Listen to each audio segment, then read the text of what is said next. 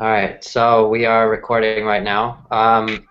So I'm Jonathan. Welcome. I invited you all here so we could do a guided meditation and a discussion, and then another brief meditation to reaffirm the destinations that we've set. We're going to be calling forth a strong positive feeling that we're going to then project into different areas of our lives, and we'll talk about why we're doing that during the discussion. But first, we'll do introductions. So I'm Jonathan. I'm an inspirational. Uh, what just happened? All right. So I'm sorry about that. There's all these. Everyone's opening capture here. I don't know what this is. All right. So I'm an inspirational life guide, speaker, author. I do mainly, I provide mainly one-on-one guidance, personal development guidance, career guidance, relationship guidance, and I also do things like this, group things. And I have 4 books out. Actually, I just got my 5th one out. There's been, I announced that recently, but if you guys didn't get that, I'll like post something about that in the Facebook conversation amongst us. But anyway, so we're here to create a strong positive feeling and project that into different areas of our lives, and I set this up so that you guys could experience this even though you're not immediately in this area, because all my meetups have been in the New York area where I've been doing the same thing. So now I'm trying it over Google Hangouts, and that's why there were the different technical difficulties here, because this is the first time I'm doing it in this form. So now I'd like to hear from all of you. Tell me your name, what led you to be here, and where are you on Earth? Because we're not all in the same place, which makes this particularly special. So that we could all meet together when we're different regions of the globe. So why don't we go? Well, whoever wants to go next, if you want to introduce yourself and tell me why you're here and where you are in the world. Sarah? Okay. There you go. Okay, I'm Sarah. I'm originally from India, but currently I'm based in Bangkok. And it's a real privilege to join this meetup, Jonathan, with you. I've been planning for a while, so I'm so glad we could do this. So I really hope to create some positive energy and a good meditative experience with you.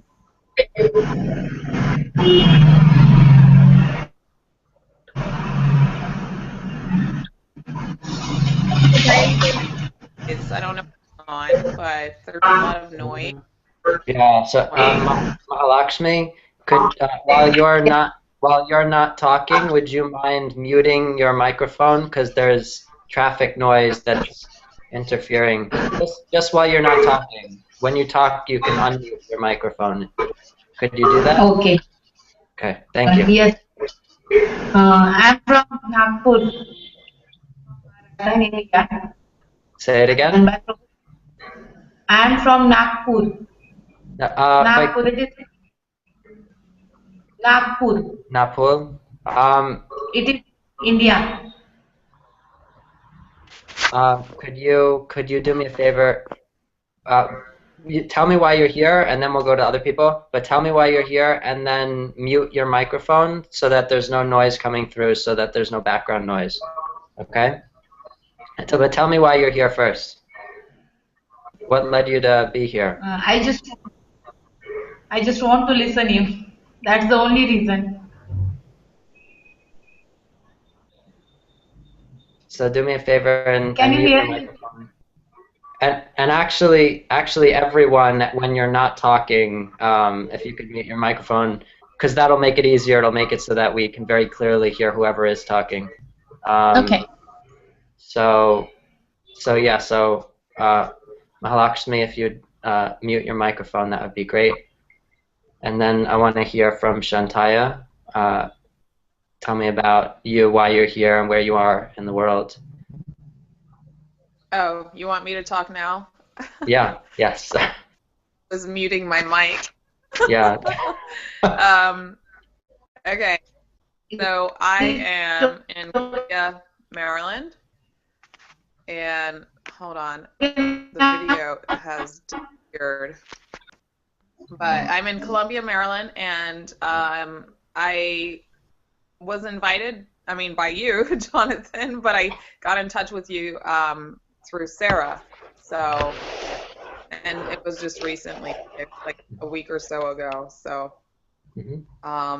yeah, and I'm here just to see what it's all about. That's it. Very good. Thank you. Yeah, thank you for being here. And Abhinit, you want to introduce yourself? Tell me about why you're here and where you are in the world.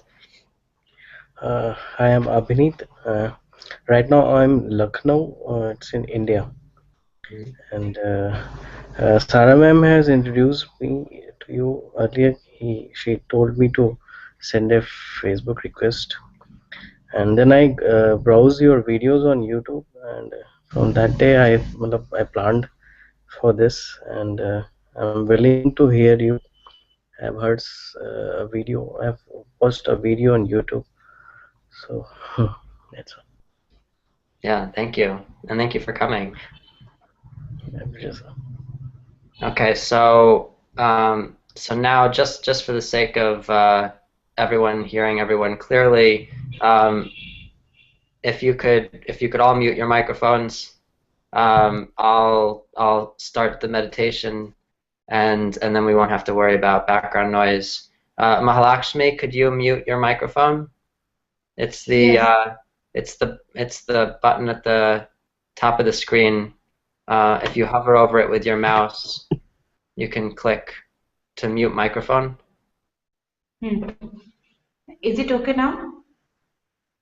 That might work. So yeah, I mean, there wasn't really that much noise from everyone else. If there's noise, so you can unmute your microphones. If there's noise, then just mute it so that we can all actually hear what's going on.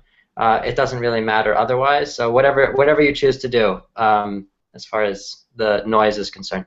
So what we're going to do right now is we're going to do a brief mindfulness meditation. We're going to do 3 to 5 minutes of mindfulness meditation, and then we're going to go right from there into the guided meditation. So right now what I want you to do is just breathe and pay attention to your breathing. Just notice the air as it flows past your nostrils, the rise and fall of your chest as you breathe, and just experience breathing. And whenever you notice your mind wander, then just acknowledge where it's wandered to. Notice your thoughts, notice your feelings, notice any sounds or anything that distract you, and just notice where your mind is, and just gently bring your attention back to your breathing. Ultimately, you are successful when you've noticed that your mind has wandered and you choose to bring it back. So there's nothing wrong with your mind wandering. That's what it's going to do. So just bring your attention back to your breathing and just breathe. And we'll do this for 3 to 5 minutes. Close is probably going to be easier because then you'll be able to focus on your breathing more easily. And then we're going to go right into the guided meditation, and it'll be easier to get right into it with your eyes closed, and when you're more relaxed and we're present and we're just breathing. So let's do 3 to 5 minutes of this.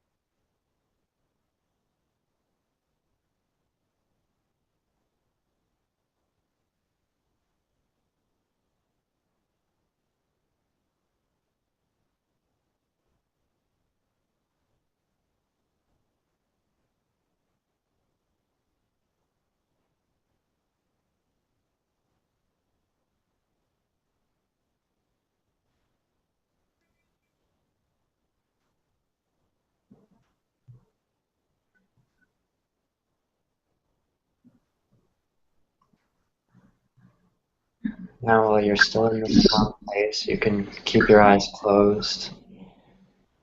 I want you to imagine that it's the end of the day, that this is over and you're getting into bed, reflecting on the day,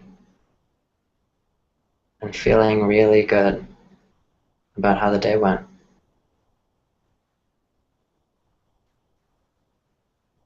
Feeling like it was really fulfilling, that you accomplished everything that you wanted to.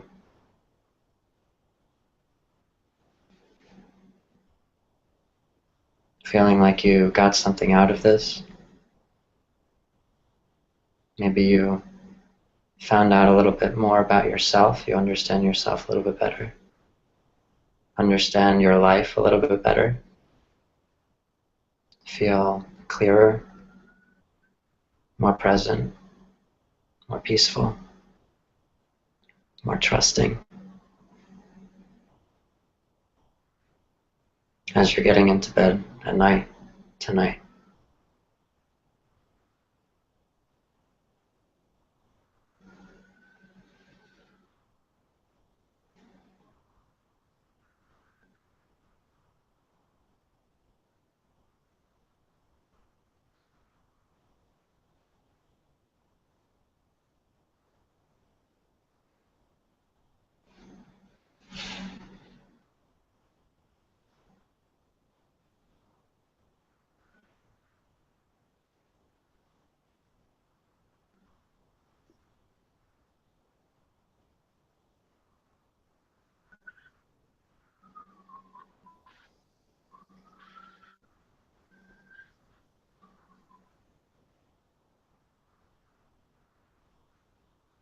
And now think of a time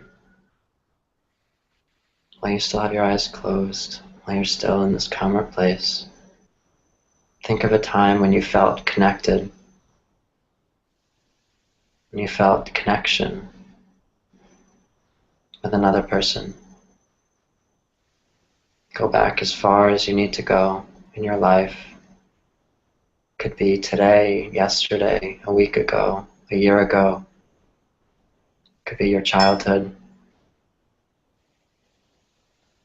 Just think of a time when you felt connected, you felt connection with another person.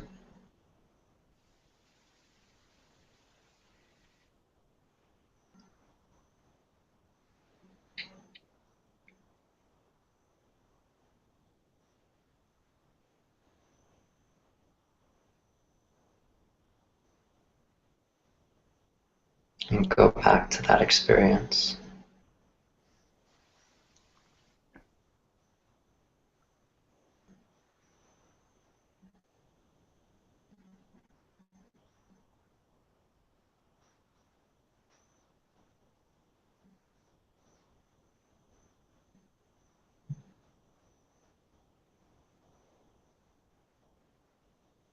Pay attention to what that connection feels like,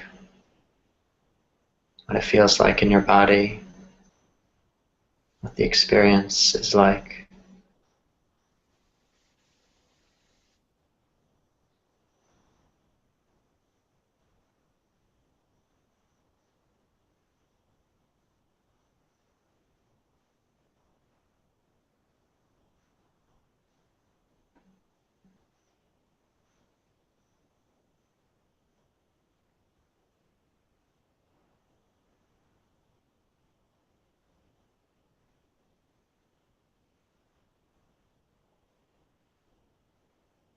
Notice that there's a sense of security in the connection, a sense of being able to depend on the other person and feeling that the other person can depend on you, that you can trust this person, the other person can trust you.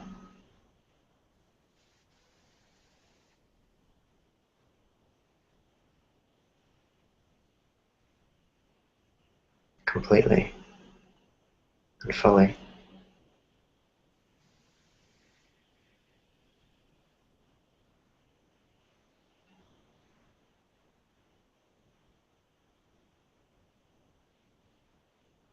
Notice that there's a sense of fulfillment in the connection, a sense of joy, a deep joy.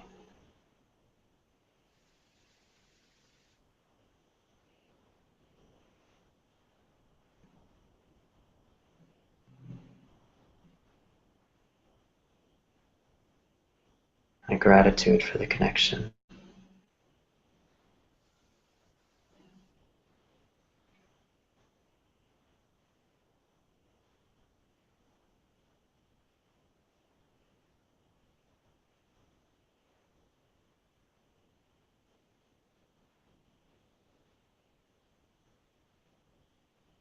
Notice that there's a sense of mutual understanding, that this person understands you, that you understand this person.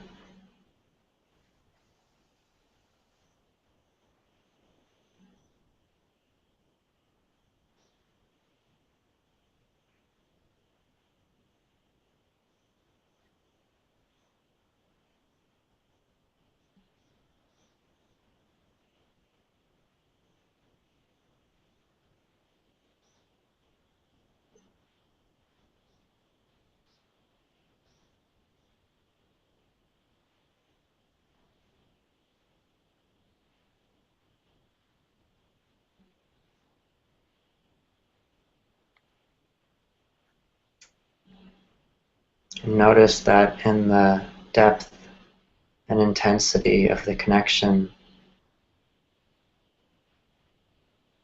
it feels almost like it's just you and the other person. Like you're so fully with the person that you're in a world with the person that's separate from this world, and it's like the rest of the world seems to fade away.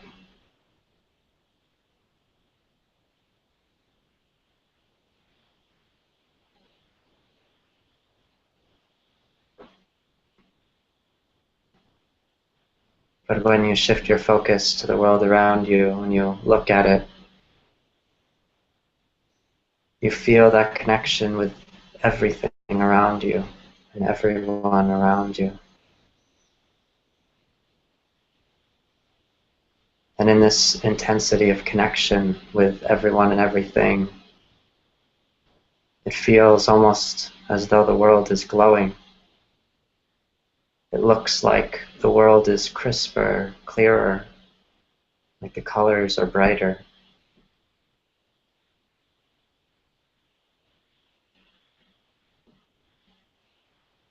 Almost as though solid objects like walls aren't solid anymore.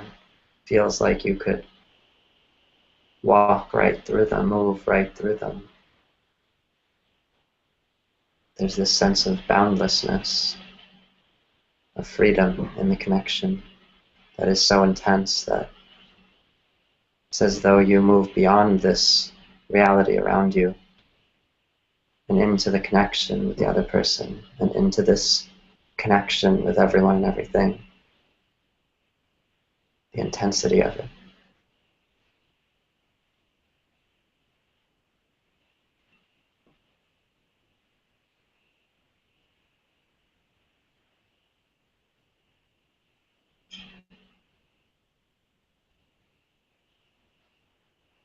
Like you're fully alive.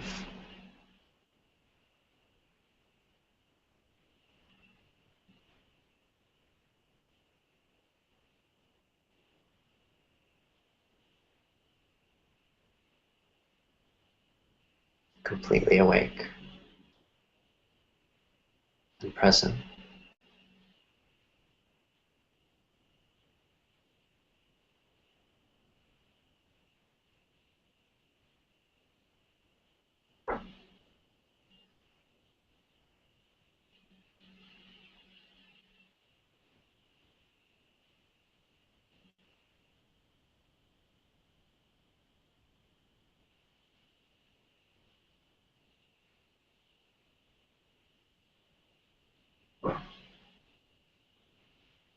Just live in that experience of connection for a moment.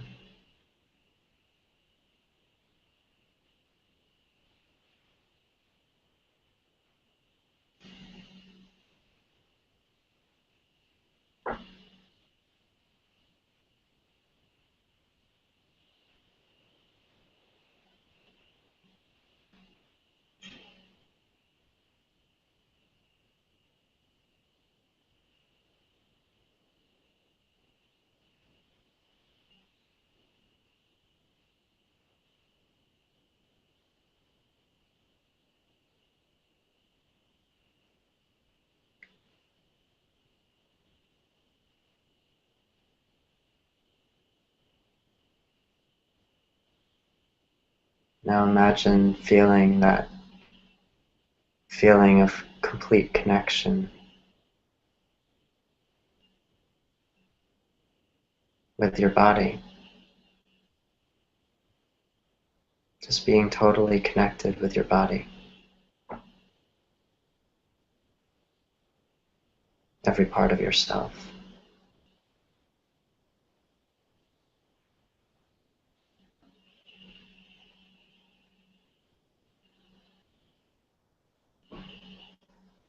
Totally intensely present to every part of your body.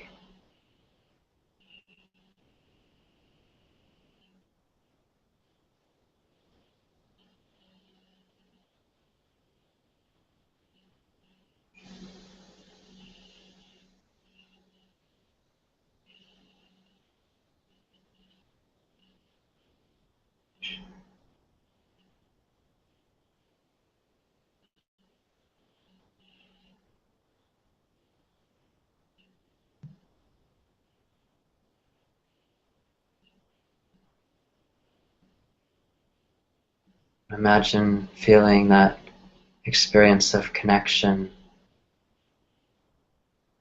in regard to your living situation.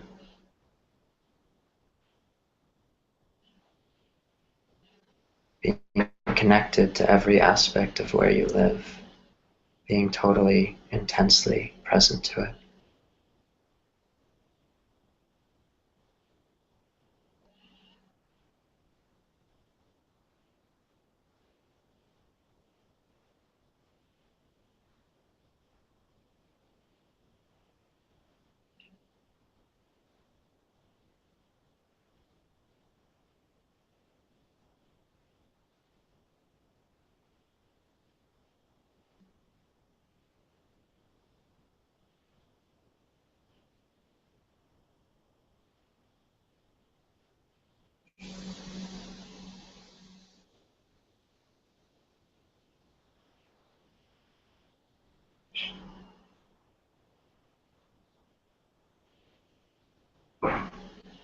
Imagine experiencing that feeling of connection in your career, in your job,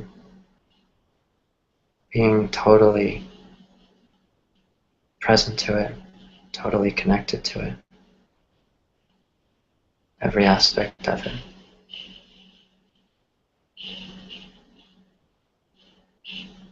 Just being with it fully, being in it fully.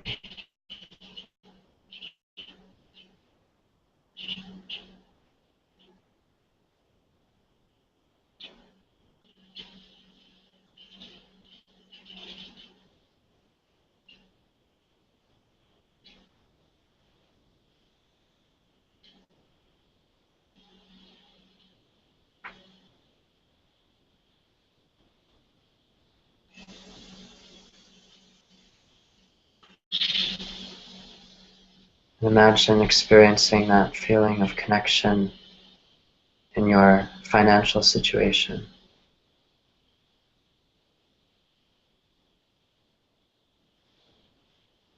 Feeling totally present, totally connected.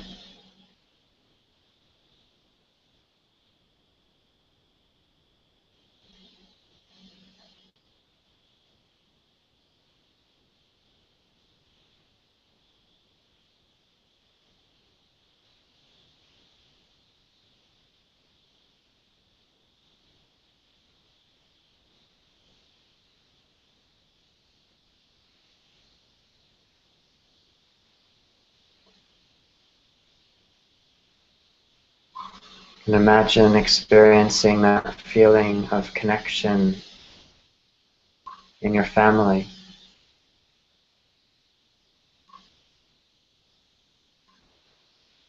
Being totally present, intensely connected.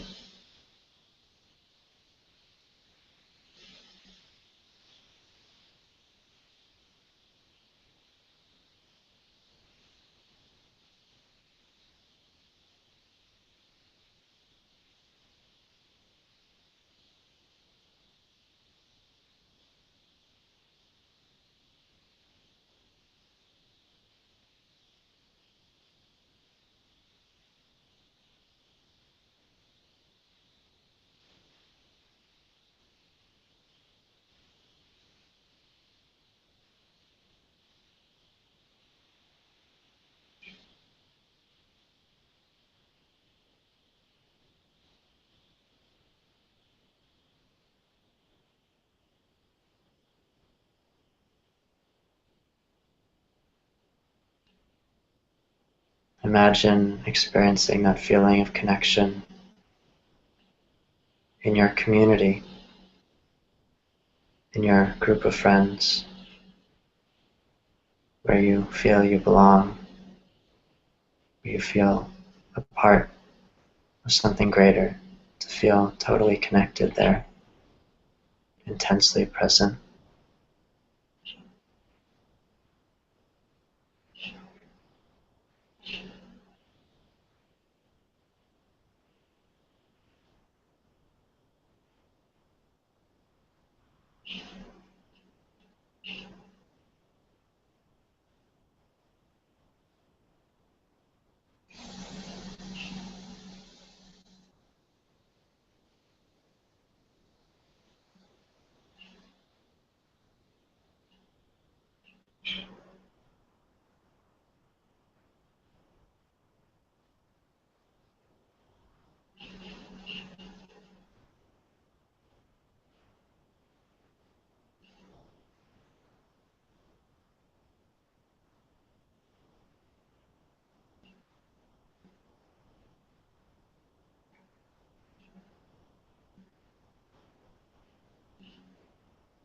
And imagine experiencing that feeling of connection in your friendships, in your close connections with other people. Imagine feeling intensely present, completely connected.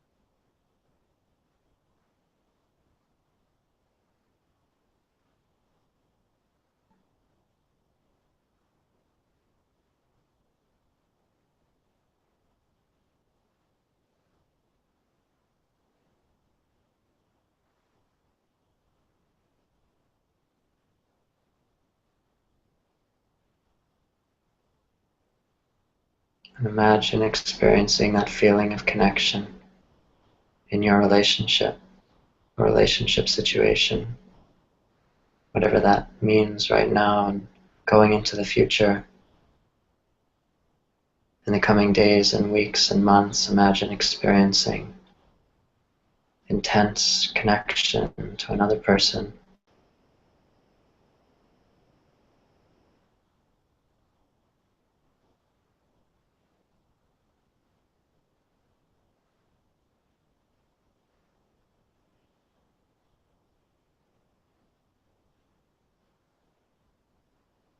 Feeling like you can depend on the other person, that the other person can depend on you.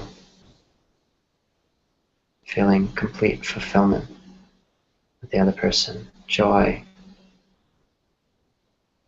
deep sense of gratitude.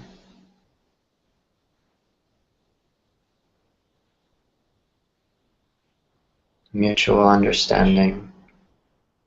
This person understands you. You understand this person. You're so present that it's as though it is just the other person and you. So deeply present that it's as though you're in a world beyond this world. And yet, when you look at the world around you, you're so connected. The world is glowing. The energy, intensity of connection, clarity, your complete presence to it. A sense of boundlessness to the connection.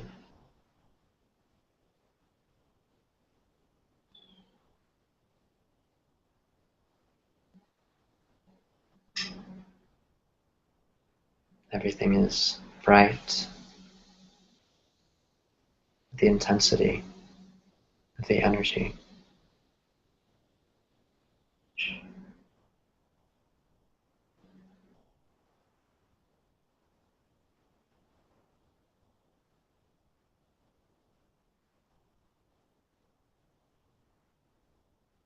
You feel completely alive.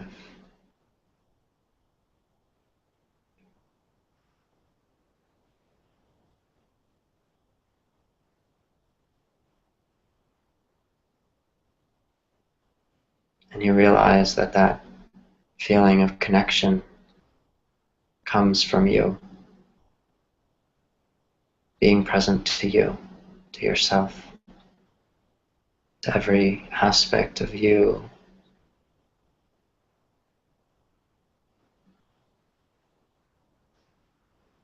Being totally present to the other person.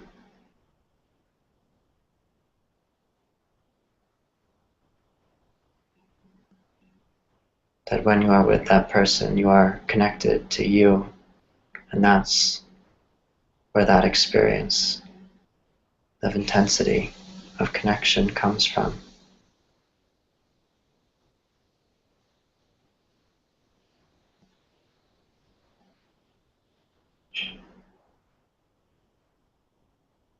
And so you can experience this connection at any time, with anything, with anyone.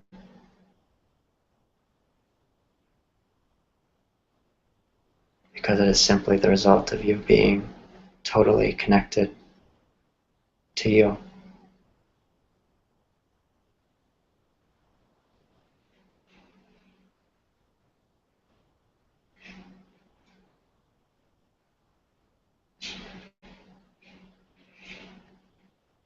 You are that other person, in a sense. And you are just connecting to aspects of you.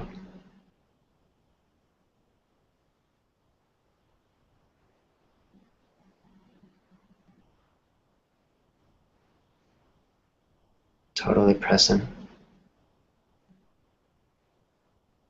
intensely here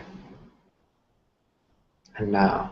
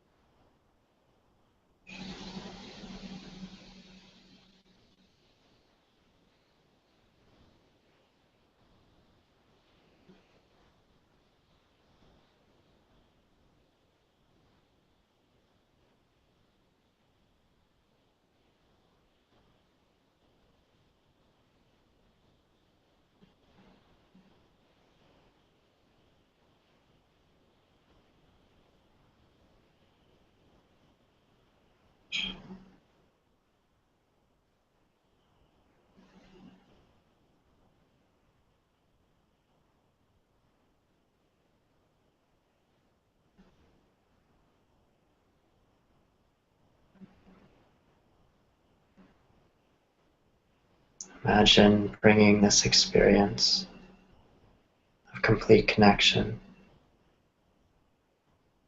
to every aspect of you and every aspect of your life.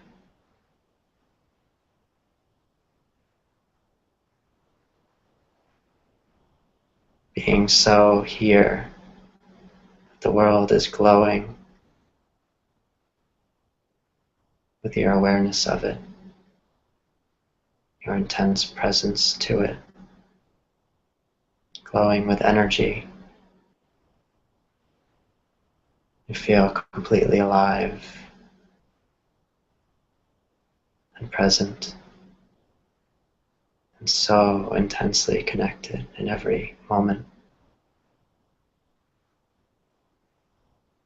in every experience of everything and everyone.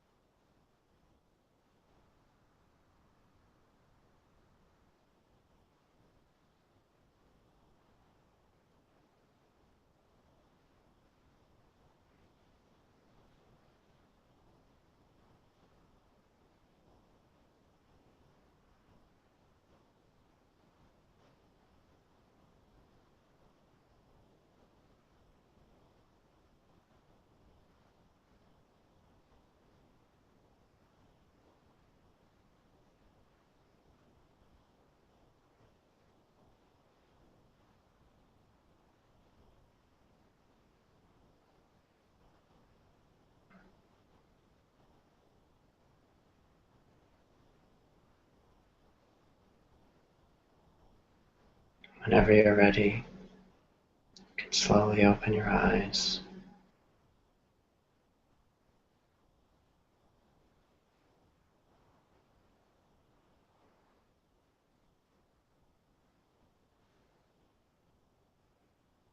And come back to here and now with that complete presence of connection.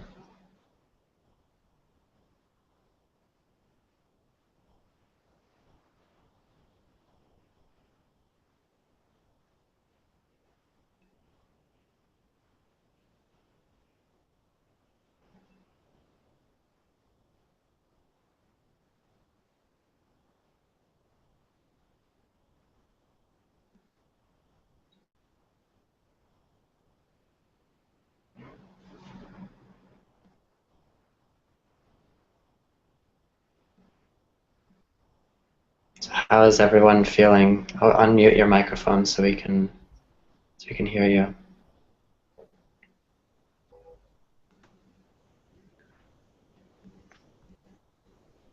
Calm, relaxed, present.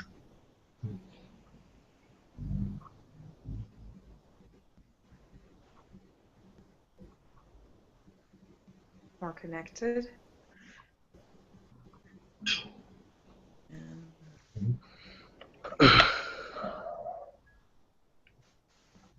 So what we were just doing, ultimately, whatever feeling we bring to our experiences is the feeling that will be supported by our experiences. It's not that the world creates feelings in us. It's that we create feelings in us. And then we bring those to the world. And so we were just creating our own positive feelings to bring to our experience. You can see that you feel different right now than you did right before the meditation, and yet you're in the same place. Not much has changed, and yet in some way everything has changed. Yeah. Yes. So ultimately, it's as though we have this amazing creative power that we get to shape our experiences. We actually determine what they are. It's not that we have to be reacting to the world, but that we can respond and choose what we would like to experience instead of anything that might come up.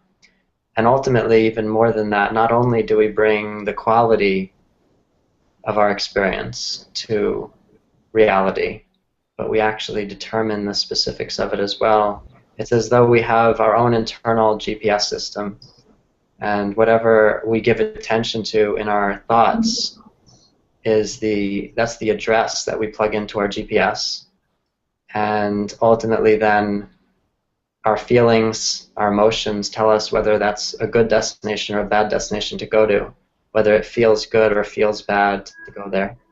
And our feelings are also the fuel in the car that motivate us in that direction, that motivate us to an experience that will feel whatever it is that we are feeling. And then our wants, our instincts, our desires are like the directions from the GPS, telling us turn right, turn left, go straight, act on this opportunity, talk to this person. And if we act on those directions, then we will get to whatever destination we've plugged in with our thoughts. So ultimately, and another way of thinking about it, it's like we have a relationship with ourselves. There's sort of a male sharing, initiative, creative, creator part of us. There's a female responsive creation part of us, differentiating part of us, and there's a child harmonizing part of us. And so ultimately, we truly do have a relationship with ourselves. They're actually different aspects of us. And so if we think about it in the negative dynamic, we're inclined to tell ourselves that we look where we don't want to go. We look at what we would rather not have happen, like when we're riding our bikes, looking at the pole that we don't want to crash into. And then we crash right into it because that's where we're looking. So ultimately that we look at the pole that we don't want to crash into, we look at the experiences that we want to avoid, we look at our fears, we look at things that we don't want to have happen, and then we end up being inclined to tell ourselves that we have to do certain things, that we need to do certain things, that we should do certain things in order to avoid hitting the pole, in order to avoid having our fears come into reality as we're staring right at them and headed right toward them. And so we tell ourselves, I need to do this, and I need to do that, and I have to do this, and I have to do that. And we're very controlling toward ourselves. That's the male initiative creator part of us in the negative. And then the female part of us, the creation part of us, which is ultimately our GPS, that part of us is being ignored because it's giving us directions toward what we're focusing on, trying to support us, trying to be what it is meant to be, to fulfill us. It's our creation. We are the creator. It is our GPS. We've plugged in an address of where we don't want to go, and our GPS tells us how to get there, and we don't want to listen because that's not where we actually want to go, even though that's where we're looking and indicating that we want to go. And then ultimately, it's like if you're trying to train a dog and you say, don't chew on the couch, and you point at the couch where it's chewed on the couch, and you put a lot of emotional energy into it, and the dog, which obviously doesn't understand your language, sees you pointing at the couch and putting a lot of emotional energy into the couch and thinks, I must chew more on the couch. Like, what I do wrong? I better chew more on the couch. That's clearly where my attention should be. And so ultimately we don't get what we want when we give our energy to what we don't want, and then try to put more energy into controlling the situation, into blocking the river of energy that we're directing right toward where we don't want, that we try to dam it up, block the flow altogether. And so then the child in us, in this interaction between its parents within us, as we are our own parents and our own child, the child in us is experiencing all this conflict with this sort of controlling, ignoring, inattentive father and this unattended to, reactive, rebellious mother who doesn't want to do what she's being told to do and wants to do anything other than what she's being told to do. And so we have the part of us that's saying, I have to do this, and the part of us that says, I'd rather do this, and then we tune out. And we're sort of on autopilot because we're never really fully present to where we are when every time we're doing anything, we feel like we really should be doing something else, or we would really rather be doing something else. So we can't be fully present to our experiences. And so ultimately then, in the positive version of all of this, to turn this around, the only thing that needs to shift is that we focus on where we want to go instead of where we don't want to go. Because if we focus on where we want to go, then ultimately as the creator, we are indicating a clear direction.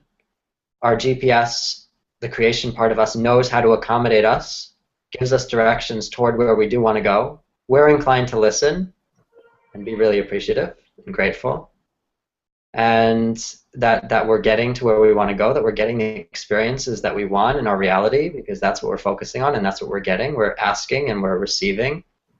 And then ultimately the child in us is inclined to tune in. That's when we're mindful, we're present, completely present, because wherever we are, it's exactly where we want to be. There's no I should be here and I'd rather be here.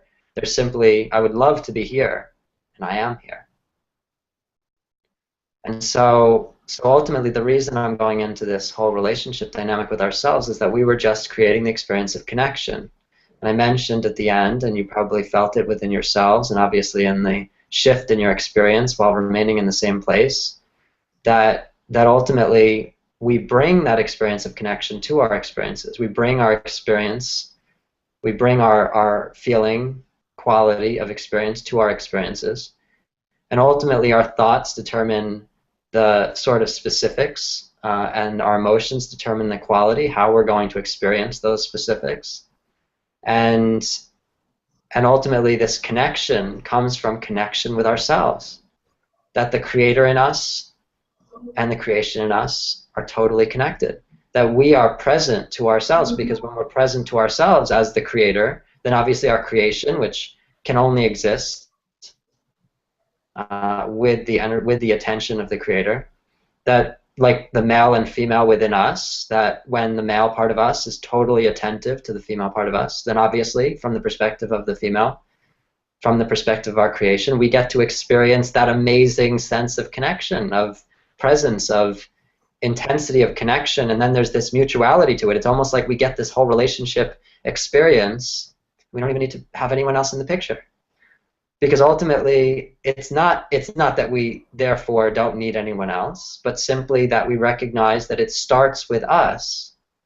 The world around us is just a mirror of the relationship dynamic that we have within ourselves, and it's almost as though we rehearse the roles for people to play. We write the script of our reality, and we choreograph it, and we rehearse it. And then we ask people to volunteer. Who's willing to play this role? I'll play this role. You play this role. And then we play it out. Then we get upset with people because they played out roles that we didn't want them to play, but ultimately, and then we blame them. We're inclined to. And then when we recognize it's not them, it's actually coming from us, then we blame ourselves. And then ultimately, in the ideal, we recognize that there is no blame necessary. We'll just write a different script, choreograph something different, rehearse something different. That when we recognize that it comes from us, there is no one to blame. There's simply to say, because ultimately blaming will create another dynamic that we don't want. We'll just perpetuate that. That ultimately, it's like, you know, when we are afraid, and then we're afraid that we're afraid. And then when we realize that that actually creates our experience, then we're afraid of the things that we're going to be creating with our fear.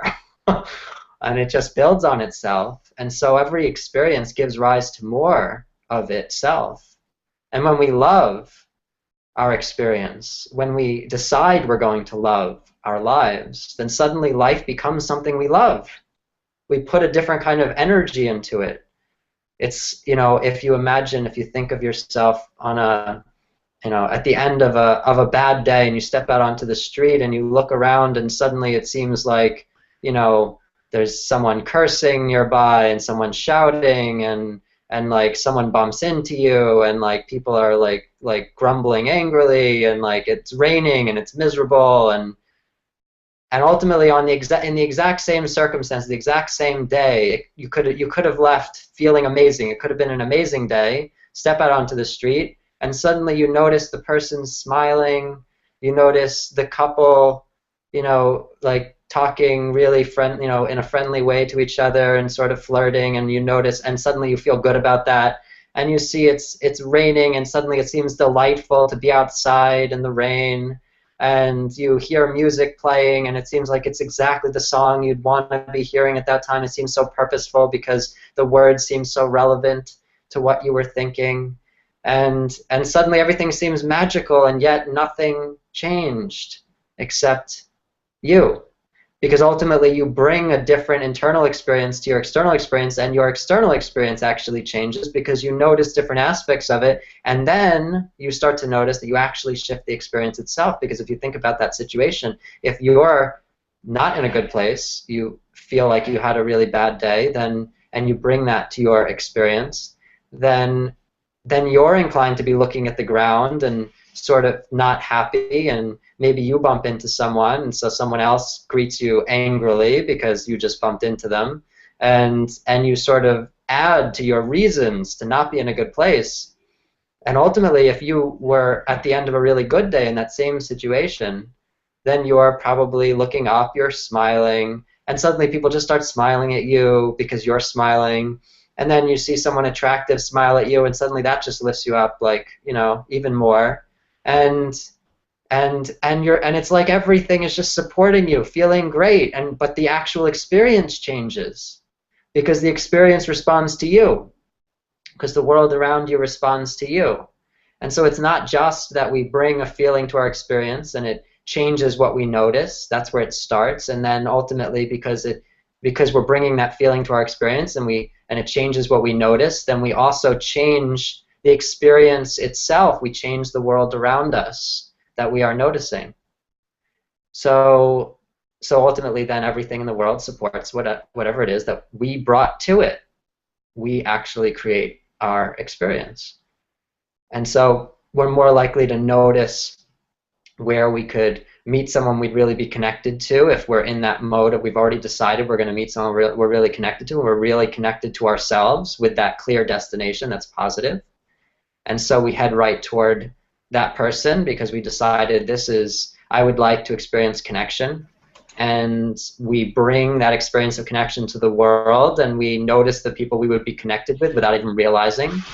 And we go to the right places to meet them, and we start up the right conversations with the right people, and then we find that we are experiencing support for the connection that we brought to our experience. And then we think, wow, how connected I feel, which of course then makes us feel even more connected, because then we're bringing an even further experience of connection to our connection to the experience. And so ultimately we are shaping our experience with everything that we are bringing to it. And so what we were just doing was we were creating an experience to bring to our reality. If we were in every moment and every day to decide what we wanted to experience, imagine what our lives would be. Rather than letting the world happen and sort of going through it, and whatever happens, happens, and we don't even necessarily notice that it came from us. Imagine that you decide in every moment, this is what I would like to experience. And then because you are more mindful, you're more present, because you're choosing to be where you are and you're willfully choosing your experiences, deciding what you'd like to experience, then you practice being mindful and present. That was the purpose of the mindfulness meditation earlier. If you were to do that regularly and be present, then ultimately you would notice what your thoughts are, notice what your feelings are that you're bringing to your experience, and then you could trace everything that you experience in this world back to its seeds in your internal world, to your thoughts, to your feelings. Every little detail, you find that events that happen are this interesting conglomeration of all these different things that you've thought and felt over the course of your entire life, that recently you just added the final elements, the finishing touches, and then the experience came into your life and you realize, hey, this is something I was thinking of when I was 5, and this is something I was just thinking of yesterday, and this is something that I was really putting a lot of energy into when I was focusing on what happened last year, but it just came up again yesterday. Why did it come up again yesterday? And then you could ask yourself this, and you realize that it's relevant to you now. That ultimately our emotions are what connect different experiences. Things group together by emotion. So if you think about it, why do people group together? People group together based on common emotions. If they go to a sports game and everyone wants to win but has the idea that someone's going to lose, or group together based on political rallies and people have different political interests and a certain similar frustration on the way toward trying to correct the world around them or improve things, or in a major in college and everyone has a certain similar aim there, that ultimately we're actually connected based on where we group together based on common aims, common goals. Like if you're traveling a road, we're traveling on a road and you meet the cars on the same road. Why are they on that road? Because they're headed toward a similar destination, or at least in the same direction at that moment. So ultimately, we meet people on the roads of life when they're headed a similar direction as we are, when they're headed toward similar aims, similar goals, and are in a similar emotional place on the way there, in the triumph on the way there, in the failures on the way there, in the discouragement on the way there, in the joy on the way there. And ultimately, if you notice, then whatever we bring to our world is going to be supported, because then we meet all the people who are in that emotional place on the way toward those goals, and then we hear all of our beliefs supported, whatever it is that we're experiencing. And a simple shift of belief suddenly leads us to have totally different conversations with different people. We think to talk to different people, and different people suddenly support totally different beliefs. And so while we could go through life feeling like whatever we've come to believe is true, we start to realize that there is no such thing as truth except insofar as we decided that it's true, as far as our beliefs are concerned, as far as our life is concerned. That people bring these basic premises to their reality, these basic ideas, and then everything supports it. And they talk to people and they're like, but it's obviously true. Look, everyone I talked to agreed with me. But of course they only agreed with you because they're in a similar emotional place on the way toward a similar destination, and it's because they're on the same road of life. They look around, they tell you about the same scenery that you're seeing. You're not talking to people on the roads across the country. You're talking to people on the road that is right where you are. And so ultimately then you see the same scenery, you experience the same things. And this is true even obviously across physical, because these are spiritual roads, that we are all in the same place. This could only happen that the people who are here right now, and this is always true in every situation, if you are in the same place as other people, then it means that you are in a similar emotional place on the way towards similar aims. You cannot end up in any space unless you are on the way towards similar aims and are in a similar emotional place, because you wouldn't even be able to be there with those people. The emotions must in some way be related. Ultimately, if we really trace it back, what is a destination? It's related to a certain dynamic with ourselves, because we could ask for connection, but we must create that connection with ourselves in order to have that actually be our destination that we reach. And so what we're really doing is we're bringing people into our lives with similar internal dynamics as we have. And why does that make sense? Well, ultimately, if they have similar internal dynamics as we have, then they're willing to treat us exactly as we're treating ourselves, because they're already treating themselves that way. And so then we get to this other basic principle, which is sort of wrapped up in everything that I was just saying, that the way we treat ourselves sets the example for the way we're inclined to treat others and the way others are inclined to treat us. And so ultimately then we bring people into our lives who are treating themselves as we are treating ourselves in some way. Something is in common. That at every point in time we bring people who are willing to treat us the way we're treating ourselves at that moment, because they're treating themselves that way. And then we treat them the way they're treating themselves, and it's really just a matter of who plays which role.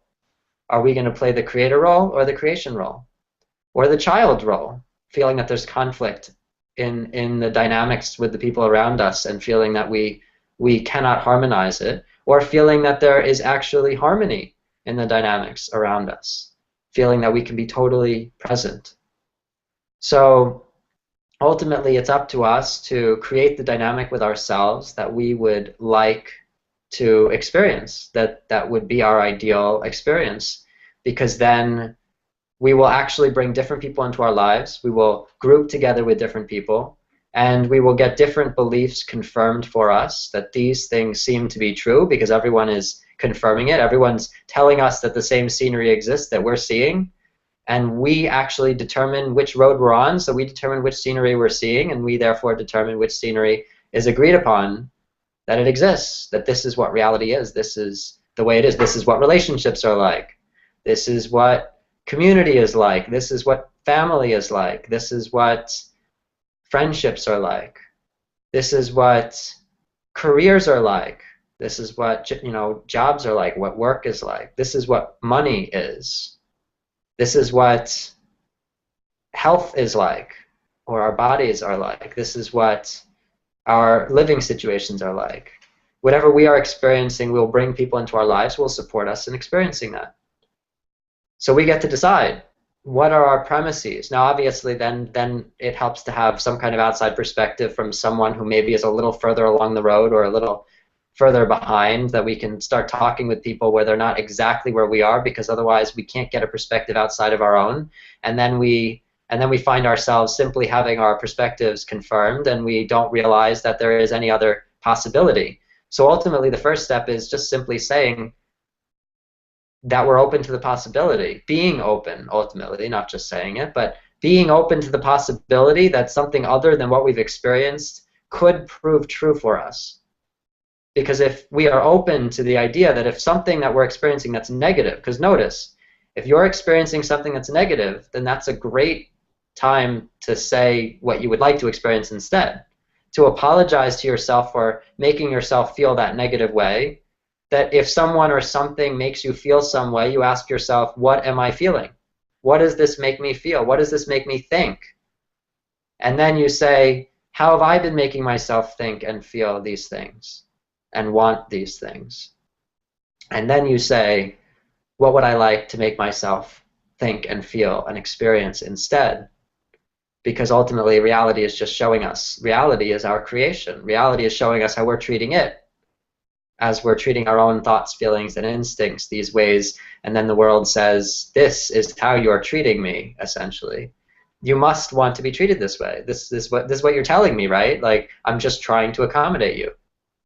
And so ultimately then, and our creation is actually perfect. It is not that we ought to blame anyone or anything, because it is actually perfectly accommodating what we are asking of it. In every moment, everything that we put our energy and attention into is what we get reflected back. It's just a mirror. It would be silly to look in the mirror and say, bad. What's wrong with you, mirror, for showing me this? I mean, perhaps mirror, mirror on the wall. But ultimately, it would be silly, and it wouldn't help us to say, bad, this is wrong, you should change, because it's a mirror.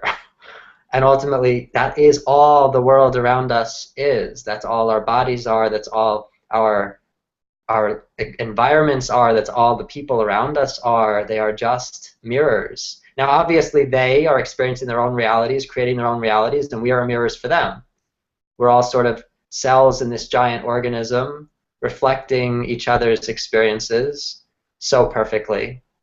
And there is nothing to be upset about. There's nothing wrong about it. There's nothing to blame. There's nothing to correct about it. Because ultimately, if we were to try to correct it, we would be controlling it. We would try to force the mirror to change, which clearly will never work. And ultimately, the only way to change what the mirror is showing us is to change ourselves. And so if we change, the world changes. It's that simple. It actually just changes. Just like we were saying, just like I was saying with the idea of stepping out onto the street after a bad day or a good day, just like we experienced just a little while ago, where we came onto this call, we were all a little bit not so present, we were all a little distracted, just coming on, trying to figure things out, technical difficulties and different things, and coming out of our lives of the day and whatever else, and you know, with all sorts of thoughts and things that we were bringing into this, but obviously we all had some intention to shift. We all intended that something could get us more present, that we wanted to be more present. Obviously, why would we even be on this on this call? Why would we be talking when you all knew that there was going to be some kind of meditation? Clearly, there must have been some intention to experience some greater peace, some greater connection, some greater presence than you were already experiencing. And so with that intention, you were able to come onto this call, and then you were able to realize that your entire reality could transform just because you shifted internally, just because you chose to be here and chose what you wanted to experience. And nothing else changed, and yet everything changed. Because it's like you shift what reality you are living in, even though the physical world looks the same at first. And then what happens is the physical world changes because we start interacting with it differently, and everything changes. And then we end up, taking different actions that lead to different effects on our bodies, taking different actions that lead to different effects on our environments, taking different actions that lead to different effects when it comes to our family dynamics, taking different actions when it comes to different effects on our community dynamics and our sense of belonging to something greater than ourselves. And then we end up taking different actions when it comes to our connections with friends and in a relationship. We take different actions that lead to different results because we brought something different to it, and then looked in the mirror and said, I like what I see. And so ultimately, that is the thing that our creation wants to hear. I like what I see. I like this. Thank you for this. I appreciate this. Because when we say, I like this, I appreciate this, I'm grateful for this, thank you. Think about how that feels. Think about how those words feel. Even me just saying them now, as we're more present right now, we're more present to the feelings that come about. Because ultimately, when we're more present, we realize the emotional shifts that occur with slight differences in the way we speak to ourselves and what we surround ourselves with. Everything we surround ourselves with affects our experience because we're inclined to react to it. We choose what we surround ourselves with so we can choose how the world affects us. But ultimately, we notice as we are more present how impactful our words and experiences are. And so when we do, I appreciate you. I am grateful for you. That we look at our surroundings and we say, I really like this. I'm so grateful that I am in this situation. I'm so happy to be here. I get to be here. What a privilege. And the more we bring that to our lives, we say, I love this. I love this about my life. We notice which those things are. That instead of looking for the things that are wrong with our lives, we ask, instead of asking, what's wrong with this, we ask, what's right with this?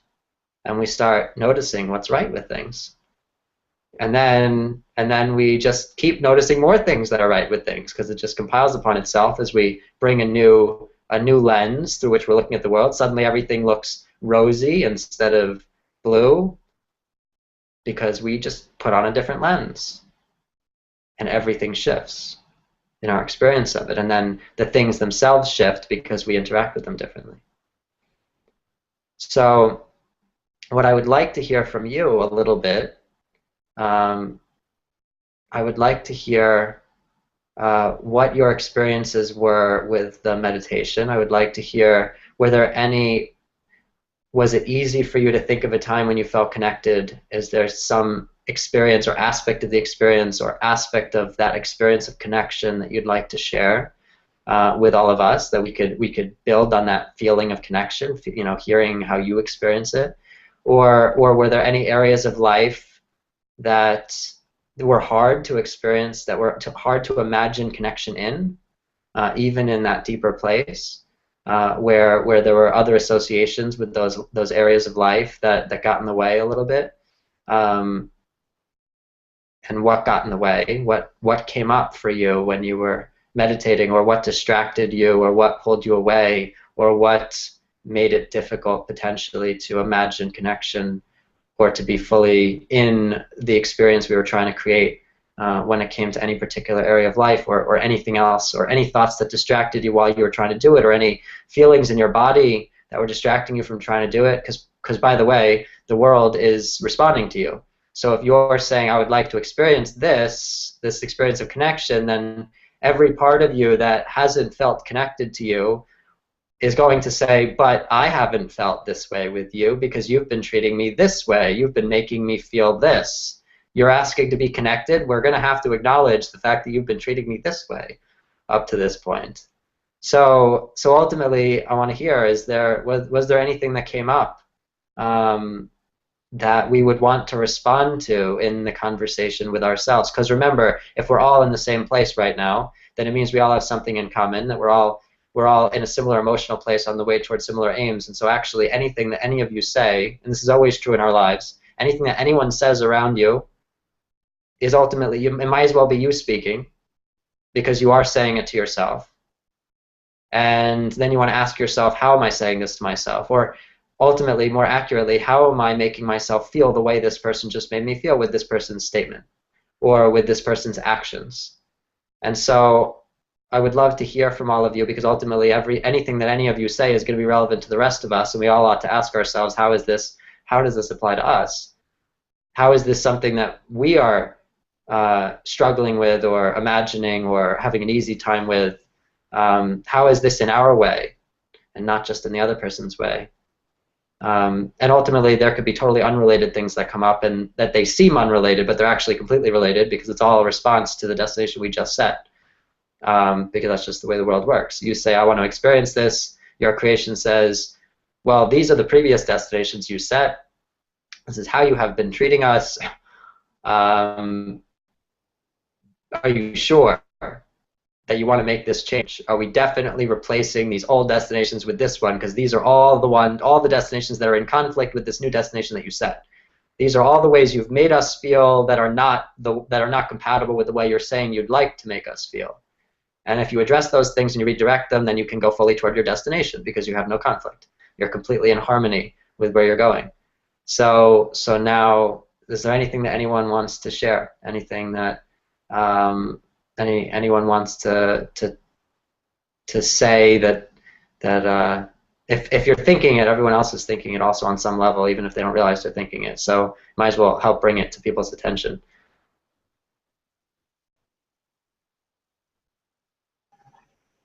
Anything?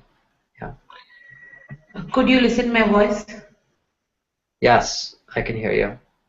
Okay. As you said that, I'm sorry, but I have many times I have lost my connection. But what I get, I learned that change yourself and change the world. But when we feel the intense connection with somebody else, does he feel the same connection? Or is it a past connection? Then what is the use in present sense or in future? Ultimately, could you listen me? Yes. So ultimately, if whatever we're experiencing, the people around us are experiencing either the same thing or the other end of the dynamic. So if you think about it, if you're being controlling toward yourself, if you're being mean to yourself, maybe you're yelling at yourself. All right. So if you're yelling at yourself, then there's a part of you that's angry and there's a part of you that's afraid.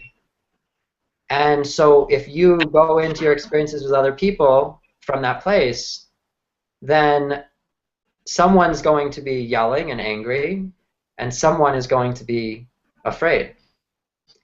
Now, ultimately, if you're experiencing anger, then the other person's going to be experiencing the fear.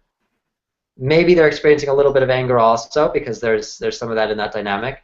But ultimately, then if you're experiencing fear, then that other person is going to be experiencing anger, and there could be a little fear again in that dynamic.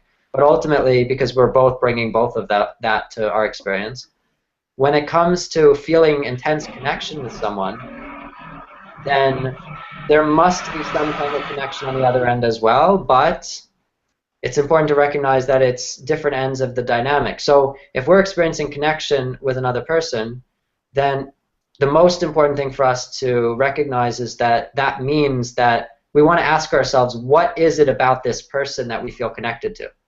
Because, what does this person represent to us? What's standing out to us about this person? Because if we ask ourselves this, then we can notice what aspects of ourselves we are actually feeling connected to when we're with that person. Because it's not that we're just connecting to the other person and it's not us, because it's always us. So the important thing is for us to recognize that if we're feeling connected to another person, then we're feeling connected to those aspects of the other person that are within us. So if you're, for example, if you're feeling like this person is really attractive physically, then actually you're thinking pretty positively, increasingly, about yourself and your appearance. If you're finding aspects of you, maybe not even your physical appearance, you're finding aspects of you to be really attractive or really beautiful. If you are drawn to someone and you feel like this person makes me feel really confident in myself, then ultimately you're connecting with the parts of you that are making you feel confident. You're connecting with your confidence. If you feel like this person makes me feel really important, then it means you've been making yourself really important, and you've been connecting with those aspects of you that are making you feel really important, or really special. Or say it again. If I'm feeling connected with from soul, then You want to ask. Well, see, the thing is, there's no general soul in a sense, because it's very hard for us. I mean, there is, but it's very hard for us to distinguish. To ask ourselves, what is this coming from? Where is the connection coming from? Is it our soul? Is it a part of us? It's always going to be some part of us. There is going to be a person where we connect to so many aspects of this person because we're connecting to so many aspects of ourselves when we're with this person. And then ultimately there's this deeper soul connection. And there are the people we group together with regularly from lifetime to lifetime, because we have a lot of things that, in common in terms of what goals we're headed toward, what are our aims, and where are we on the emotional path toward those aims. And so we have the certain, just like we have our group of friends within this life, and sometimes people move in and out of our lives, but there are some people who are at least constants for a while at a time. Ultimately, that's just within one lifetime. That's true over the course of all lifetimes as well. There are the souls that we come into life regularly with. Some lifetimes we don't come into them with, because or some of them or all of them. Just like there are parts of our lives where we're just not going the same direction. We're not on the same road. But ultimately, there are going to be those souls that we group together with regularly, just like heart cells group together with heart cells, and liver cells group together with liver cells, and lung cells group together with lung cells in our bodies. And why do they do that? Well, they're all performing similar functions. They all have similar aims. And so they group together based on similar aims. Our cells stay with other cells that have similar goals, similar purposes, similar functions. And we do the same thing with other people in terms of our roles as certain cells within organs within this world. And we have our groups, that groups of people we're most likely to end up in contact with more regularly. Then there are some people we contact, we see once in our entire lives, we bump into randomly, or it could be a brief encounter. It could be someone in the distance who really has no effect on us. It could be someone we have an intense connection with, but we only have one conversation with our entire lives. But ultimately, it's because at that moment we crossed paths on the roads of life. At that moment, we were at an intersection together, and we had similar aims and similar feelings on the way toward those aims. So then what we ought to ask ourselves, what you were asking, Mahalakshmi, is so does the other person feel that connection? Now, ultimately, if you're feeling connection, then you want to ask yourself, what kind of connection is this? Because there is connection that is actually connection with yourself, where you really feel connected, and then there's this sort of like grasping for connection, where you're not feeling connected to yourself, and you're looking to feel connected with this sort of desperation because you don't feel what you want to feel with yourself. And so you're actually trying to escape from your own control, and you feel lonely, and you feel disconnected because you're not getting attention from yourself. And from that place, you can only experience brief connections with people where there's mutual connection, because you're going to come across as seeking connection from a place of not feeling it.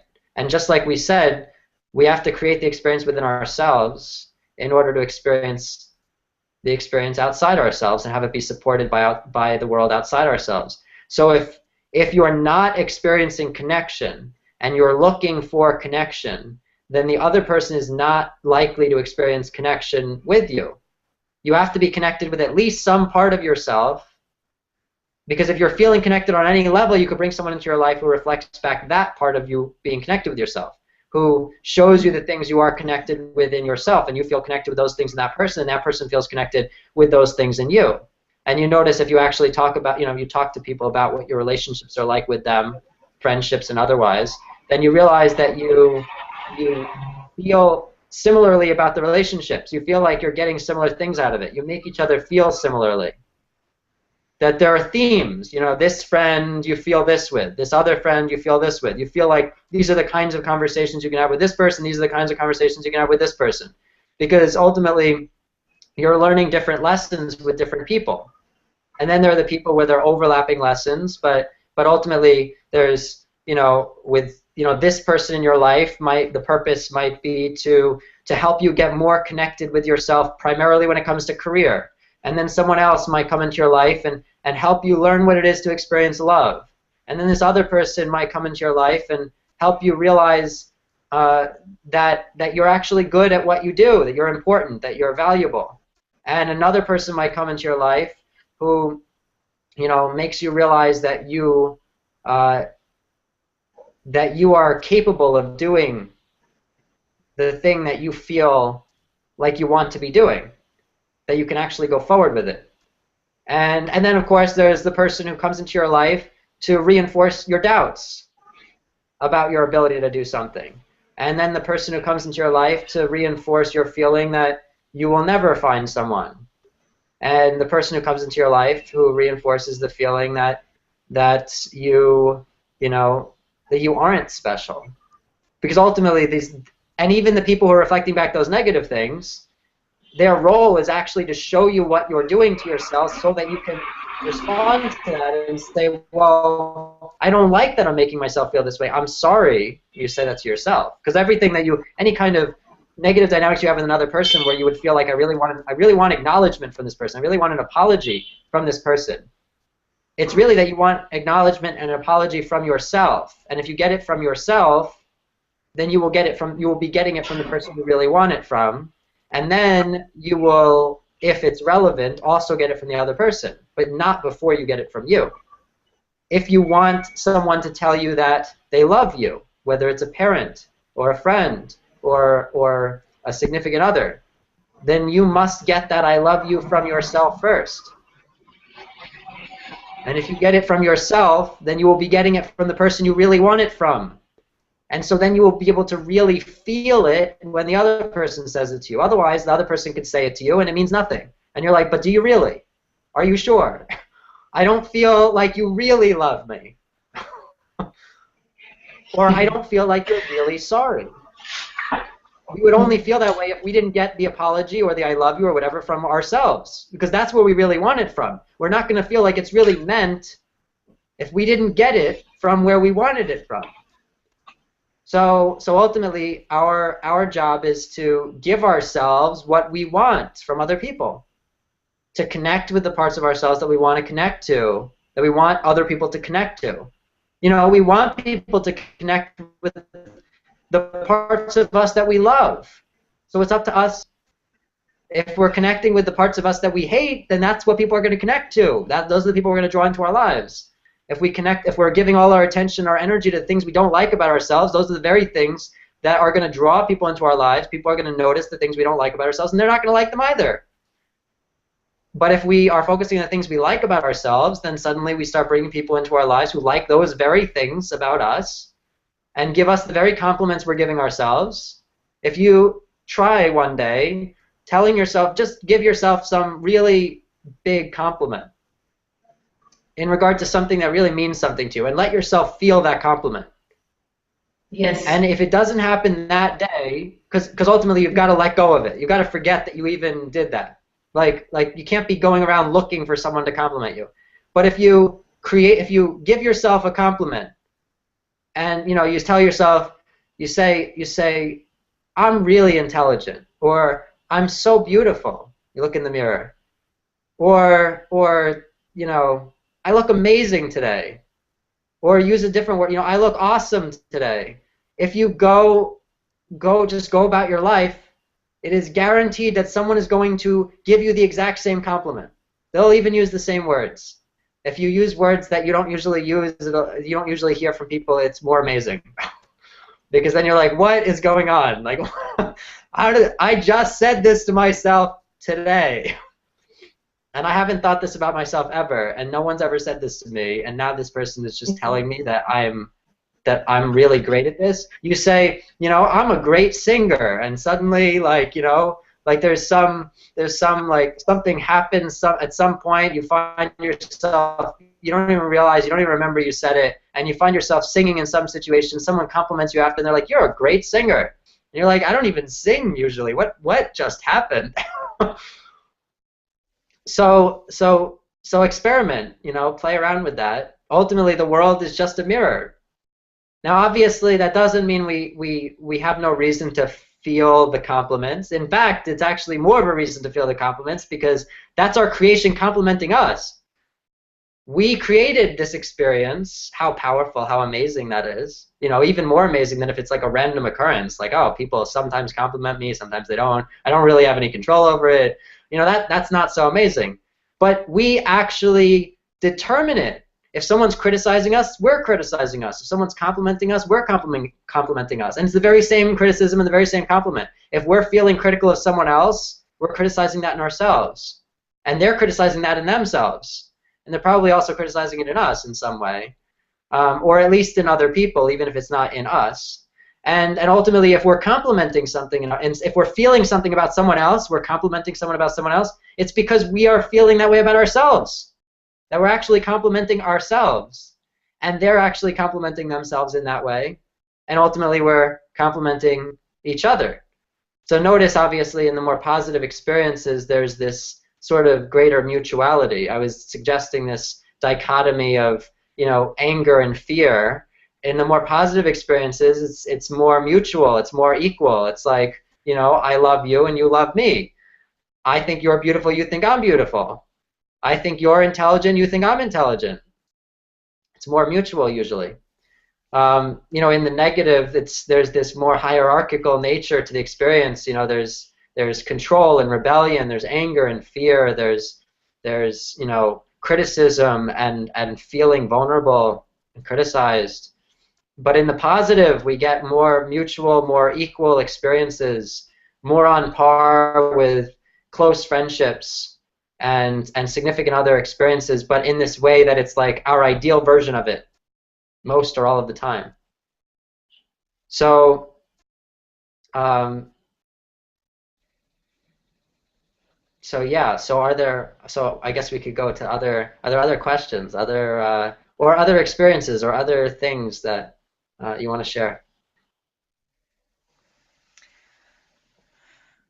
I don't know that I want to share much, just about the meditation. I guess it's kind of where I'm at in my life right now. It helped me kind of come back and just be present with what I've been noticing in my life, and kind of everything that you've said about what we create in ourselves. That's what we attract into our lives. And so what's been happening with me is that I've really been noticing the negative parts that I've been creating.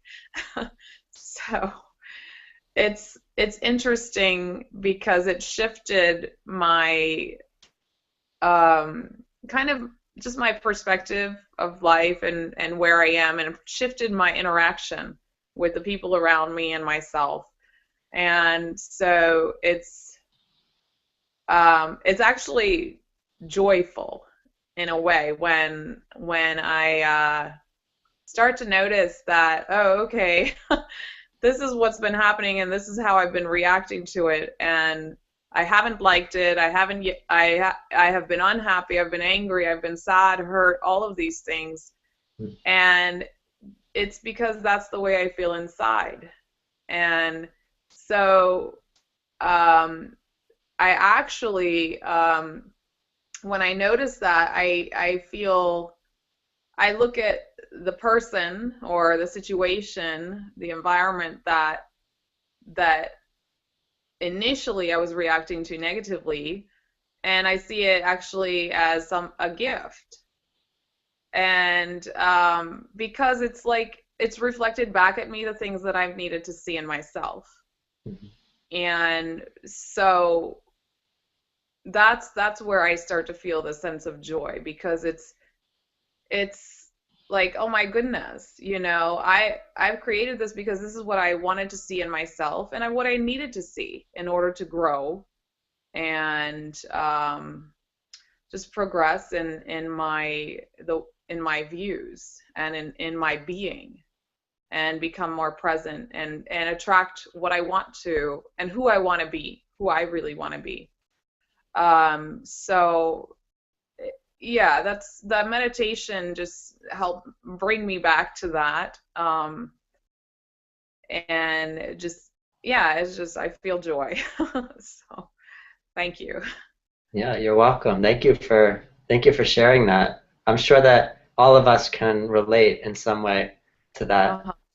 Yeah, it's amazing. It really is the shift when that happens, and I no longer feel angry or upset at the person who I was before, because I realized I was angry and upset at myself. And how can I be, how can I expect anything different outside if that's what I feel inside? Yeah. So, yeah. So yeah, I see everything is a blessing. It's a blessing from God, of the higher power, and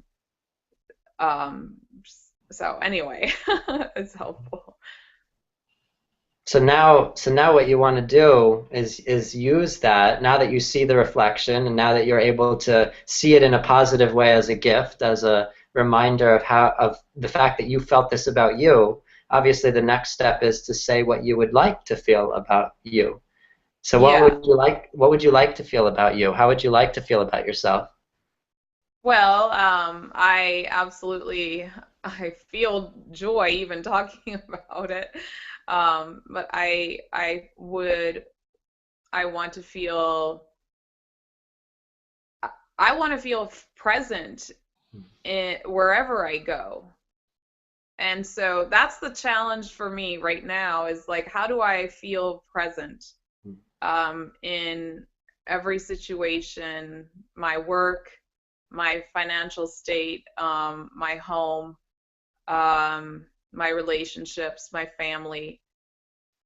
It's taking this presence with me wherever I go. And you mentioned, doing these meditations every day and getting more in touch with the feelings, which, yeah, that's was one of my goals when I set at the beginning of the year, and it lasted for a couple of weeks. But now I'm just realizing, oh, I need to continue with that. So how that ideally, that's what I would want to feel, is present in whoever I come in contact with, and joyful and grateful, and yeah, in a general sense. And I know I could go into more specifics about, the things that I would want to have in my life, but for me, it's more being present with every situation. So. Well, that's the most important thing, actually, because notice that the idea is that we create an emotional destination, and then the idea is we just suggest some things that might get us feeling that. Like, because our creation is just looking for some kind of direction. So, and our creation speaks in the language of thoughts, feelings, and instincts, thoughts, feelings, and wants. And so if we say, I would really like to feel present and joyful and grateful, then the next thing we could say is, it would be amazing to have close friendships. That would make me more joyful and present. It would be amazing to have a job that I love. It would be amazing if that job, if I'm making this amount of money or more in my job that I love. It would be, and I feel valued there, and I feel like I'm doing what I love and I'm valued for it. It would be amazing if, if my to feel like my body is healthy and I love how I look and I love how I feel in it. That would get me feeling present and joyful. So just to like suggest possibilities, and you can add details, like it would be great if I bring someone into my life who has these specific qualities. That would make me, even more grateful. I would really be grateful for that. That would be great. Not that it has to happen. Just like suggestions. Like you're basically saying, I'm in the maze. Like I'm not completely aware of what's going to get me to that feeling. Yeah. But these are some possibilities. If I got those things, I would definitely notice that, and I would totally feel this way. And that would be great. You're not forcing yourself. You're just suggesting. Yeah. Okay. and then to add to that, now looking back and seeing the meditation stuff that you were doing earlier, like earlier in the year. So the idea is you want to say, okay, I see I was on the right track. Notice there isn't any reason to be upset with yourself for stopping. Right. Because ultimately that would just put you on the track of continuing not to do it, because you'd be focusing on how you're not doing it. So you focus on, this is great. I was on the right track. Like I would love to get back into that. I would love to make that more regular. I would love to do it in a way that I feel like I can integrate it into my life and I can make it part of my experience. And then the next step would be to ask yourself, what would life be like? So let's fast forward. Let's fast forward 1 month. Let's say you've been meditating regularly. Maybe not every single day. There are days you slip and whatever, and but let's say it's 1 month from now, and you're looking back at the last month, and you've been meditating pretty regularly, and you have been doing other things that you feel like you've wanted to do. Not that you needed to do. It was a choice. You made the choice. You would love to do it, and you did it.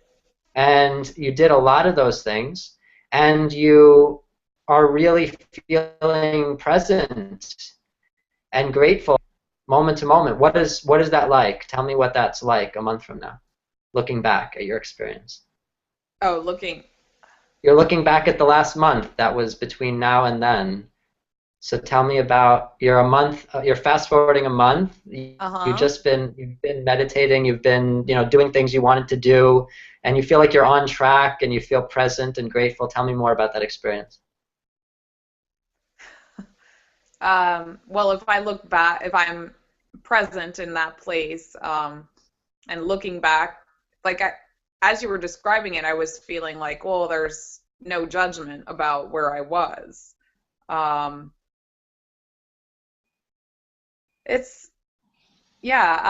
don't I don't know what to say. No, that was good, because you see, if there's no judgment, notice that means there has been judgment. And if there has been judgment and you're feeling like there is no judgment when you're imagining that scenario, then you see a big part of getting there is letting go of judgment.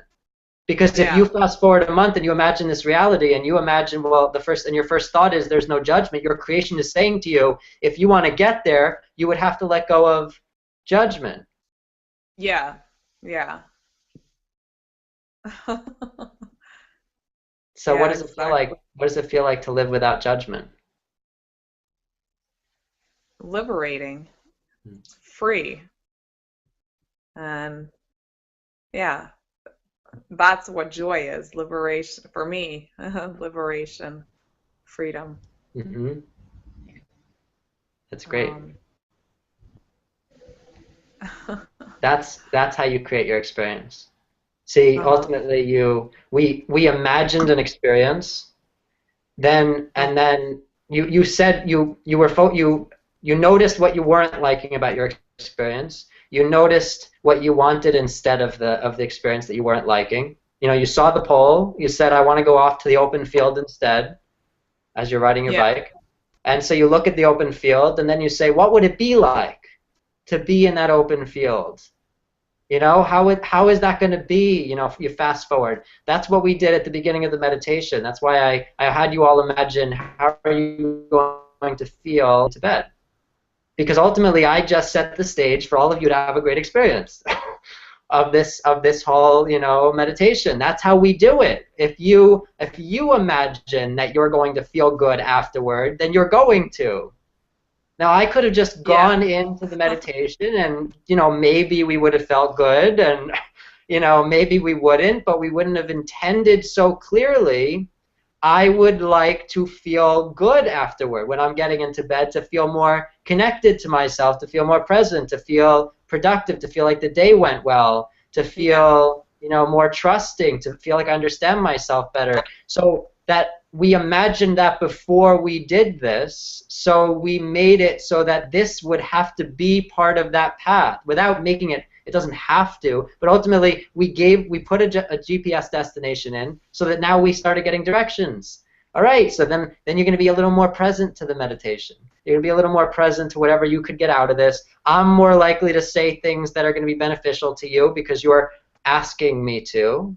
Because ultimately now you're having a conversation with yourself and you say, I would like to feel this, and your creation says, well then how about this? Or then you would need this. And I might be part of the, you know, I'm part of your creation, you're part of mine.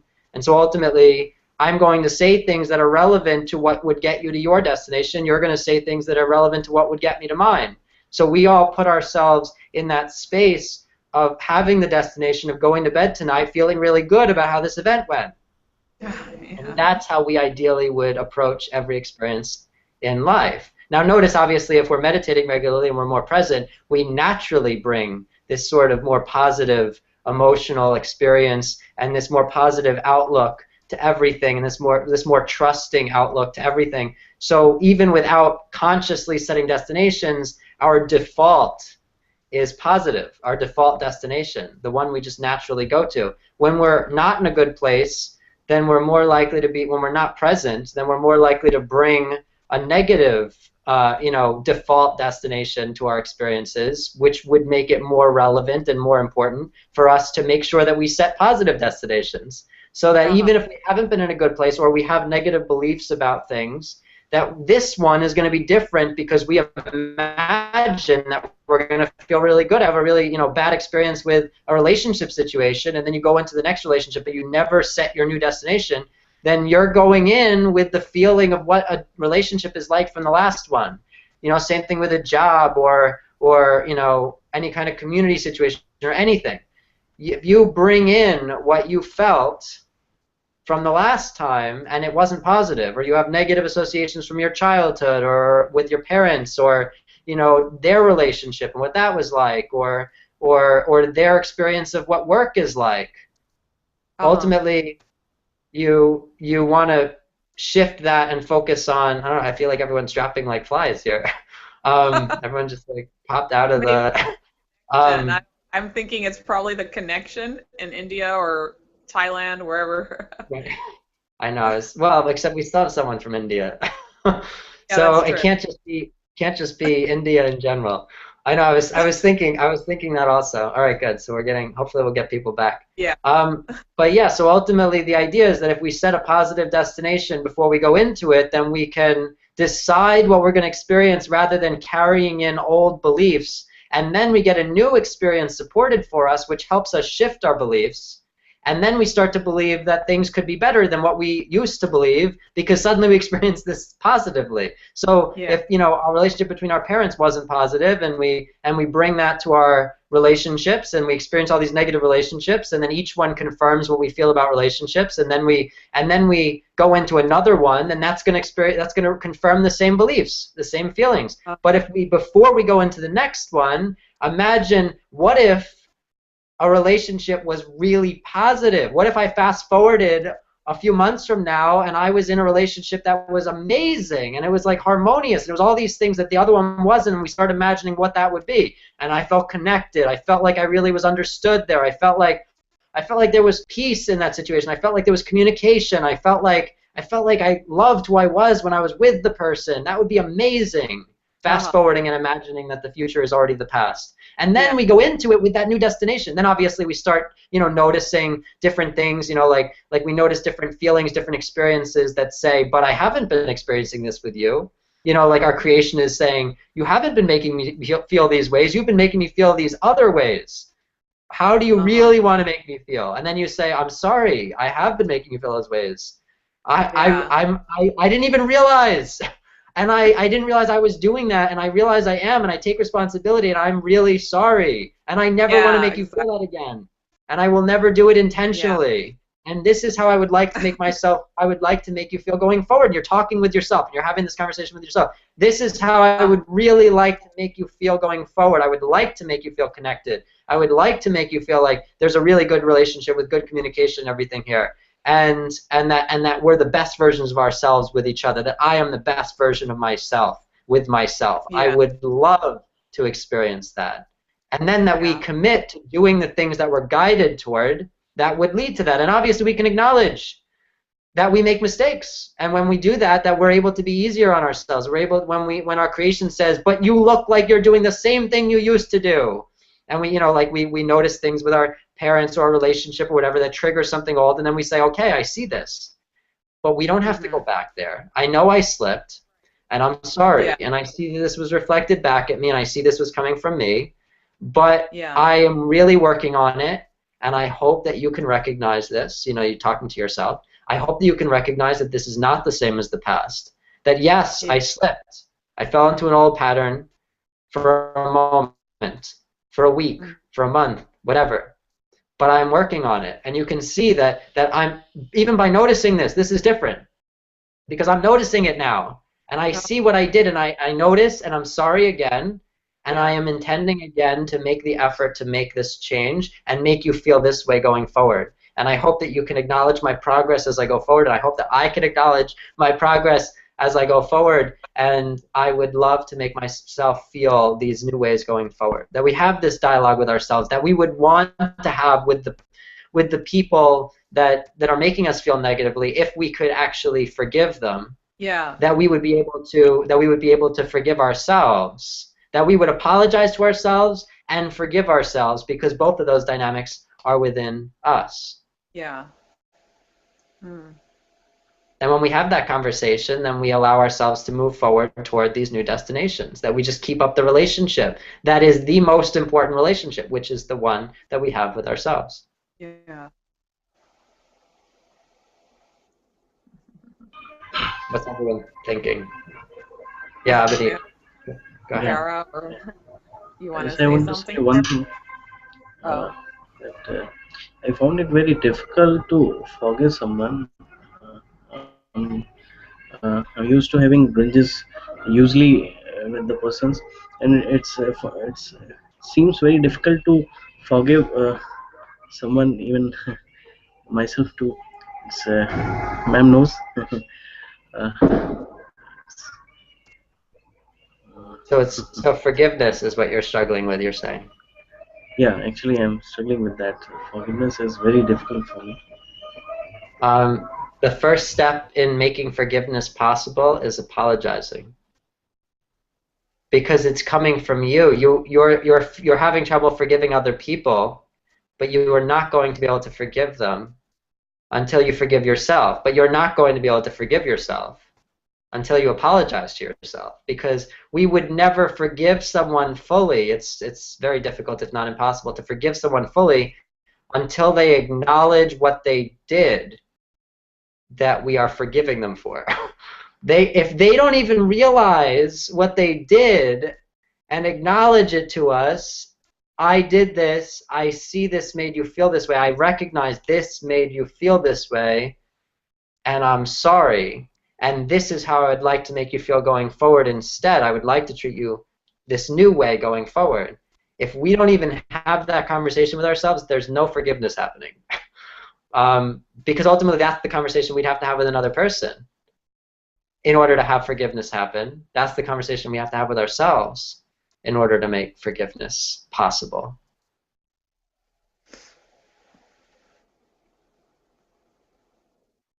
Do you wanna respond to that? What are you thinking, Ebony? Yeah, got it. Thank you. So yeah, so ultimately you want to ask yourself, you know, pay attention to how you feel. What did the other person make me feel that I would like to be able to forgive them for? What did I feel? What did I make myself feel that I would like to forgive myself for? And then ultimately apologize for making you feel that. I'm sorry I made myself feel this way. This, I realized that by doing, then you start to ask yourself, you know, how did I make myself feel this way? You know, like ask for guidance. You might as well ask the person who wants to, you know, the person you want to apologize to, you might as well ask them, what did I do? You know, I'm sorry, but I want to be apologizing for what I actually did because I want to make sure I do something differently going forward. So you apologize to yourself and say, I'm really this way, and label the feelings, acknowledge the feelings, and then say, you know, what I would love to be more aware of what I'm doing that's making me feel this way so that I could make changes to it, and then to be able to say, I would love to make myself feel these new ways instead, so that you come up with other, alternative feelings. I would love to make myself feel validated, feel understood, feel connected, feel acknowledged, feel important, etc. Whatever it is, I would love to make myself feel like I can depend on myself, like I can trust myself. And I would love to experience that reflected with other people. I would love to get that understanding and that validation and that connection supported in the world around me. That would be amazing. And I would love to give that to myself to make that possible. And you know, and this is how I'd like to make myself feel going forward. So that you can apologize, acknowledge how you made yourself feel, and say how you'd like to make yourself feel going forward instead. And then the forgiveness happens. Forgiveness becomes possible. You start to feel it, just like melts away, the feeling that you need to hold on to those negative feelings because they've been acknowledged by the person who was making you feel that, which was you. And so you can just let go. And then you are intending to have a different dynamic with yourself going forward. And so then it's up to you to just to make an effort to make that happen. And wherever you notice yourself make yourself feel negatively, the world seems to, you know, make you feel negatively, and you say, okay, I see that I did this to myself again. How have I done this? I would love to be more present to this, and this is how I would like to feel going forward instead. Come up with your alternative. Thank you. Of course, yeah, no, thank you for the question because I'm sure that was relevant. I'm sure that was relevant to everyone else here also. Shantaya, you were saying something at the end before I went to Abhinit's question. Did you want to finish what you were saying? No, I just said, Sarah, do you want to say something? I was asking Sarah if she wanted to respond. Okay. Do you want to say something? First of all, I'd really like to thank you for this wonderful session. And while we were meditating, like, there were things that came up. And honestly, the session, like the past week for me, has been very open. Can you hear her? No. Sarah? Yeah, no, we're all hearing the same thing. Of what stress, a bit of the fact for one, but said patience back to myself.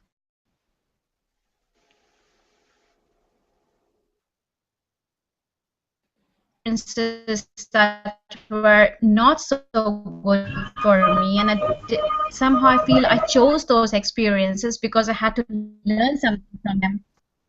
But you know what? Yesterday is dead. It's over already, and feel joy and grateful for a whole new day full of opportunities. And honestly, the day turned out much better than it had been in the past couple weeks. There was no stress. I was joyful doing what I was doing, very happy, and the group that I was teaching was very responsive. And things kind of, like, I totally agree. Like, we create our experiences. Sometimes we create them, learn something through them. Some need those experiences to move and learn person's experience ourselves. So really, today's session brought me back to myself because I'm most secure when myself more than when I centered me back to where Ma'am, your to voice is where it's is difficult to hear. Yeah, no, I know. We're all here. in Sarah? Sarah? so Sarah? there. Yeah, Yep. we're all here, but the reception is so bad where we heard like some parts of what you were saying and not everything. I really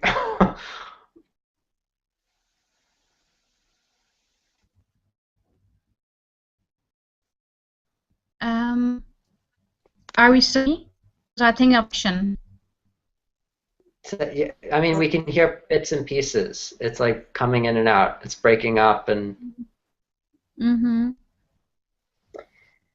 Well, basically, I really want to thank you for connecting me with myself because through this experience, I really felt connected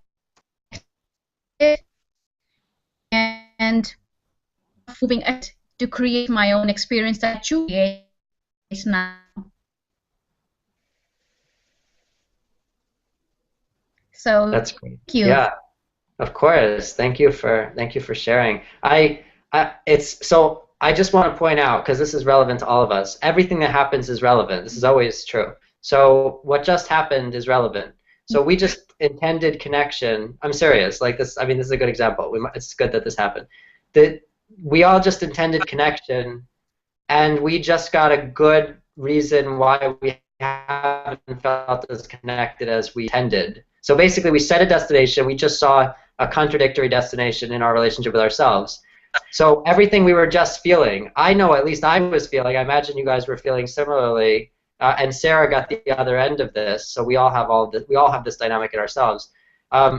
Ultimately, Shantaya, Abinit, and I were probably all feeling, and you can confirm, when Sarah was trying to talk, or when you were talking, that we were really wanting to hear what you were saying.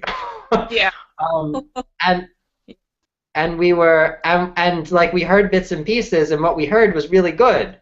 So we wanted to hear the rest, and it was and there was a little bit of frustration. It's like, you know, I really wish I could hear this, but I don't know how to listen better because I can't do anything about this reception. So then obviously, Sarah, you know, you didn't even realize you were talking and you weren't being heard, and the whole time.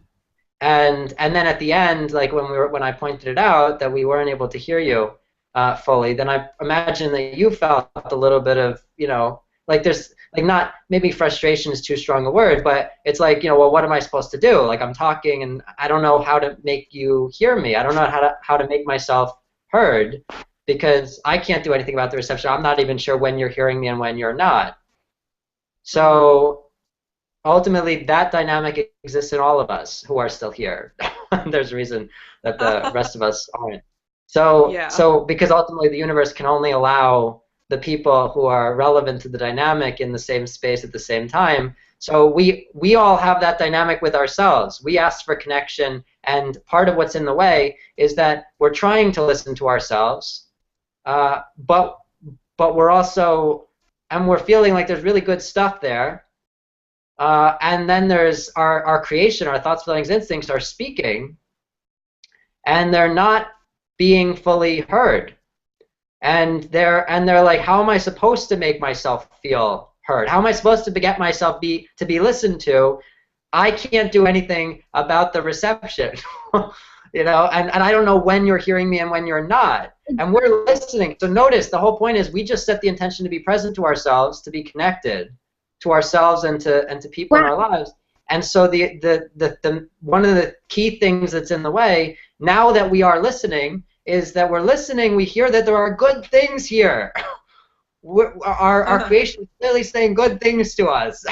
Like that we want to hear these things. We really want to. We're trying to listen. We're trying to be present. We're trying to listen, and we can't hear. And because ultimately because we haven't known how to listen in a way that we could hear in the past. It's like there's bad reception between us and ourselves. And that's the key, that there has been bad reception between us and ourselves. And we want to improve that reception. That's where again, like obviously redirecting our intentions and also meditation comes in. We were just talking with Shantaya about, actually making meditation a regular part of our experience. That helps improve the reception in our connection with ourselves, that we're more present to ourselves, so we actually have the capacity to listen, to hear what's being said. Because notice, what's being said is being said, whether we are hearing it or not. So Sarah was speaking, we really wanted to listen, and it was being said whether we were hearing it or not. We all wanted to be able to somehow tune in. It wasn't possible though. It's interesting when I put it into the perspective that I was talking about. I was trying to make somebody hear what I'm trying to say at the work situation that was going on, and somehow they were just not hearing it. You talk about this, it's so interesting, like, whoa. But just trying to refocus and rechannel the energy and bring it back to myself, like, hey, was I really paying attention to myself enough? Was I setting it out well enough for the person to hear what I was saying?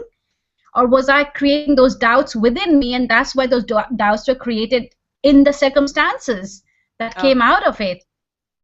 It's just like we create all our experiences, and perhaps I just need to rechannel, refocus, and move on with the experience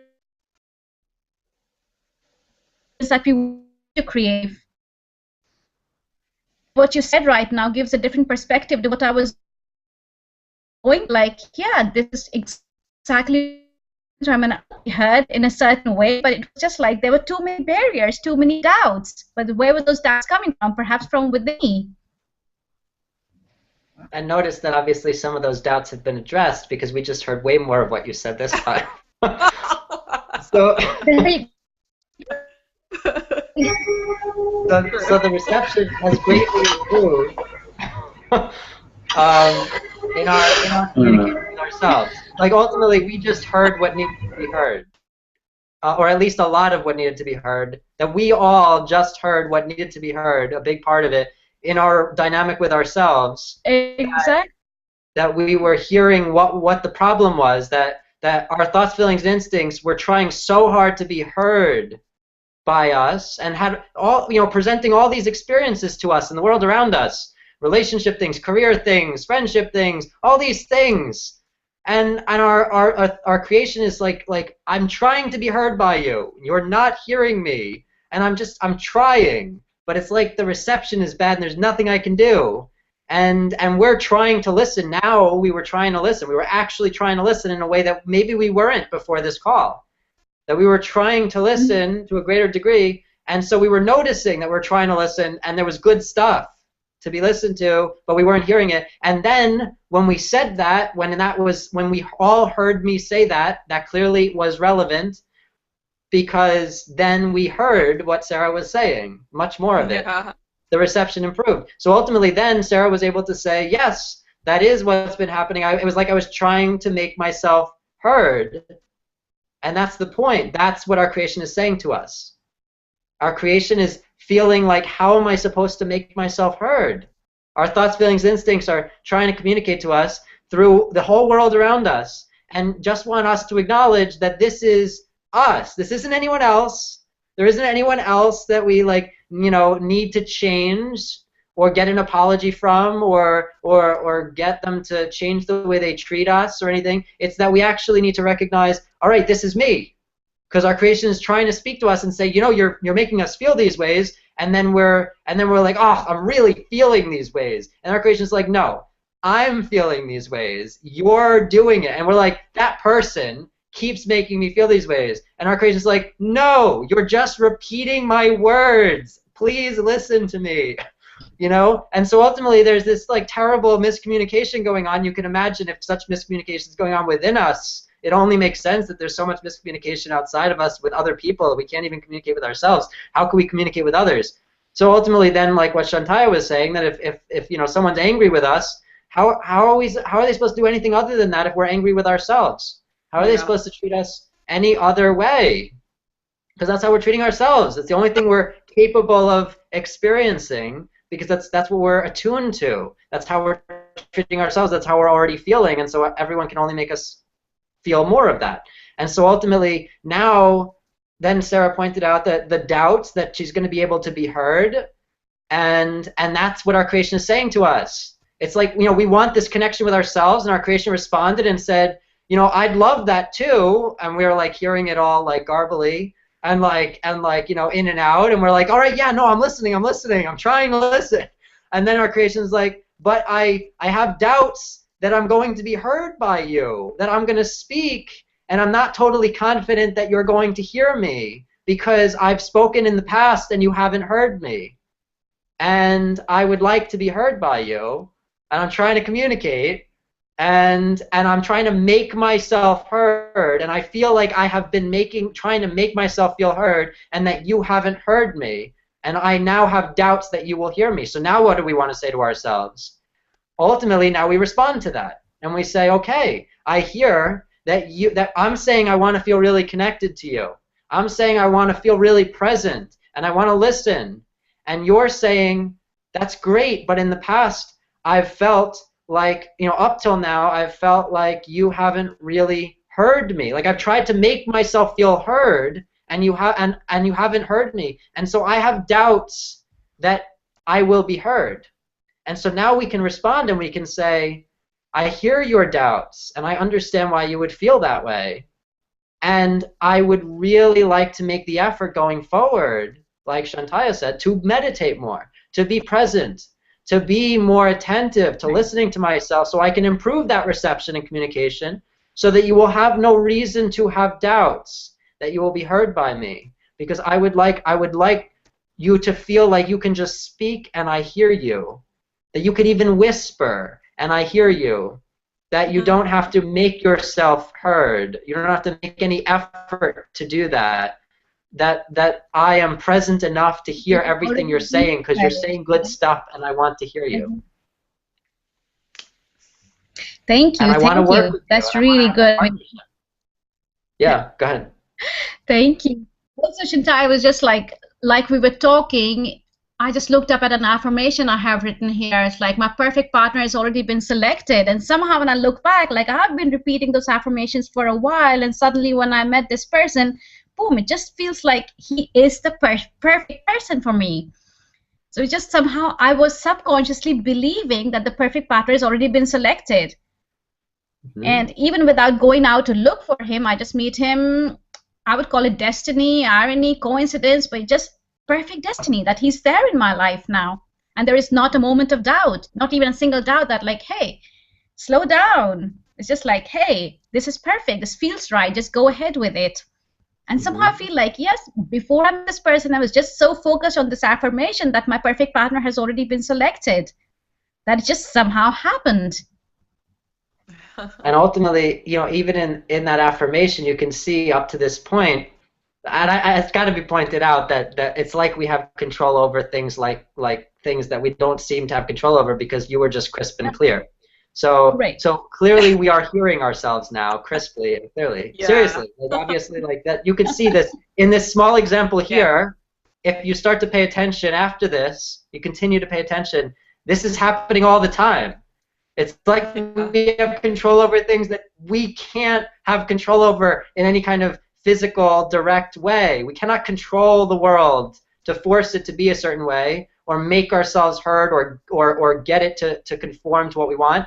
But if we shift internally and we actually respond to what's being communicated, and we continue with the conversation that we are having, and that the world is just, you know, part of the responses to, it's part of the communication with ourselves. If we respond to that communication, then the world changes, and so we improve the communication in the Google Hangout here. So, and heard Sarah perfectly. So ultimately, because we're hearing ourselves perfectly in terms of what's being said. So now, as far as what you just said, notice that up to this point you were saying that affirmation, but your creation was saying, but it's like you're not hearing what I'm saying. Like you're saying this affirmation, we hear you. But if you don't listen to us, then we won't be able to guide you toward that perfect person for you that you're saying you want, because you don't have that perfect relationship with us. And that's what's going to get reflected back. And so you're going to get a relationship that reflects back the lack of communication with us, the lack of the entirety of connection that's perfect that you're asking for. So it's up to you to listen to us. Once you listen to us, then we can give you that. We'll give you directions. We've been giving you directions, but you haven't been hearing us. It's like the reception is bad and we're trying to make you hear us, but you're not. So that's what you want to pay attention to, that you've been saying this affirmation, you set a destination, but you weren't hearing what your creation was saying based on everything that just happened and the fact that this is the next, the next thing that you're saying after we were just talking about lack of communication, and then you notice the affirmation, then that means the next part of the conversation for all of us is that we've been saying what we want to some degree. In some cases, we've been very specific about what we want. And maybe we've been repeating it over and over again for a long time, except we haven't been hearing any of the directions from our GPS. And so our thoughts, feelings, instincts, our creation has been showing us through the world around us, and then even getting angry at us at times, and getting upset at us, and doing things to us that, like then we're feeling like we can't forgive them because we're, from our creation's perspective, like from our GPS's perspective, like, how am I supposed to forgive you when you don't even pay attention to me? You don't even know what you're doing. You don't even realize that you just keep doing it. Like, pay attention, and then I can forgive you. Pay attention to me and acknowledge what you're doing and listen to me. You just keep repeating what you want, but you're not listening to anything I'm saying about how you could get it. And so ultimately that's what the next part of this conversation is that Sarah noticed the affirmation, because that's relevant to all of us, that we've been saying what we want, but we haven't been listening to the directions. And now it's up to us to listen to the directions. Our GPS has been trying to make itself heard as we've been saying what we want. We've been getting directions all along. Just like Sarah was speaking, we weren't hearing it. We've been getting directions all along. We just haven't been hearing the directions. Mm-hmm. And so now we're starting with this conversation, we were actually making an effort to listen. And then as Sarah was speaking more and we worked out what that meant, then the reception improved, and we not only were trying to listen, but we actually heard. Yeah. And that's the important thing. So that's what's going forward, that we have our clear direction. We've already set some destinations that are very clear. Now it's up to us to listen in a way that we haven't been listening, to tune in, to be more mindful, to be more present, and to have this dialogue, to recognize that everything that everyone else is doing and saying, and everything that's happening in the world around us, even reception on Google Hangouts, that everything is relevant to our dynamic with ourselves. If we're getting upset or frustrated, that's about us. What are we upset and frustrated about? That we can't hear. All right. What are we feeling doubts about, about being heard? So then we're hearing different aspects of the relationship with ourselves, and then we want to acknowledge that. I hear you. I hear this is what you're saying. That'll improve the reception. Someone does something to us. I hear that I've been making myself feel this way, that I've been saying this to myself. I hear that I've been acting angrily toward myself. Mm-hmm. How would I, this is how I would like to make myself feel going forward. I'm sorry that I made myself feel this way, and I really like to make myself feel this other way going forward. I'd like to make myself feel heard and peaceful and connected and so forth going forward. To reaffirm that destination from a place of having acknowledged the old one, that I have treated you this way, I'm sorry for that, you're right. I would like to reaffirm this new destination because this really is the direction that I want to go. Our GPS brought up the old ones that are incompatible, and we say, yes, I hear you, and I really do want to go to this new one. I really do want to treat you better going forward. That's compatible with all these new ways of experiencing life. And notice how amazing the conversation with reality becomes when we actually. It is. I mean, like, so many different perspectives and so many ideas, and how everything comes together, connects together. Mm-hmm. Yeah. Exactly. How do you feel? Yeah, it's amazing, and this is my first experience. the first time I've experienced this type of thing. And actually, I usually try to do meditation, but it's quite difficult to meditate or to concentrate on certain or on any specific thought. There are a lot of interaction, what to say, disturbances while occurs while meditating. So I hope this session will bring some fruitful things for me in my life. Let's see. That's a pretty good intention. It's worth noting. So notice that what we were doing at the beginning of the meditation, we were just being present to our breathing. You don't need to be present to a particular thought. Just pay attention. Just be where you are. Ultimately, obviously we can make it a regular practice to be present to our breathing for 5 minutes or more or whatever during the day, that we're regularly, like, every day we get up and then for 5 minutes we just breathe and just pay attention to our breathing. Or we could walk back and forth across the floor and pay attention to the movements of our feet as we're walking. And we could do this at the beginning of the day, and we could do this at the end of the day, right before we get into bed. So we could do this right after we get out of bed to set a good intention of presence, of listening to ourselves for the day. And we could do this right before we get into bed at night, so that we can allow ourselves to hear the stuff that came from the day. Because ultimately, the idea is we want to remind ourselves regularly, on a regular schedule, we want to remind ourselves to be present. Otherwise, we can go off into identifying and instincts, identifying with our reactions to other people, and forgetting that that's us, and not really hearing what that's about, and not being able to redirect. And so ultimately, ideally, we would set a new intention right at the beginning of the day, and then at the end of the day. And so that we can actually carry that through the whole day, and then go to sleep with that presence of having been heard by ourselves, and then be able to get up the next day starting fresh, rather than with all the old stuff from the previous day. And so ultimately now notice that the idea is that we're just practicing listening to ourselves. So when we're focusing on our breathing or our walking or whatever, and notice we're doing this throughout the day, you can choose at any moment to be present to one thing. You could be present to the words that someone is speaking, the meaning they're conveying. You can be present to the words that you're speaking, the meaning that you're conveying. You can be present to the sunshine on your face. You can be present to the wind as it blows past your skin. You can be present to the sensations of your feet moving as you're walking outside or walking somewhere.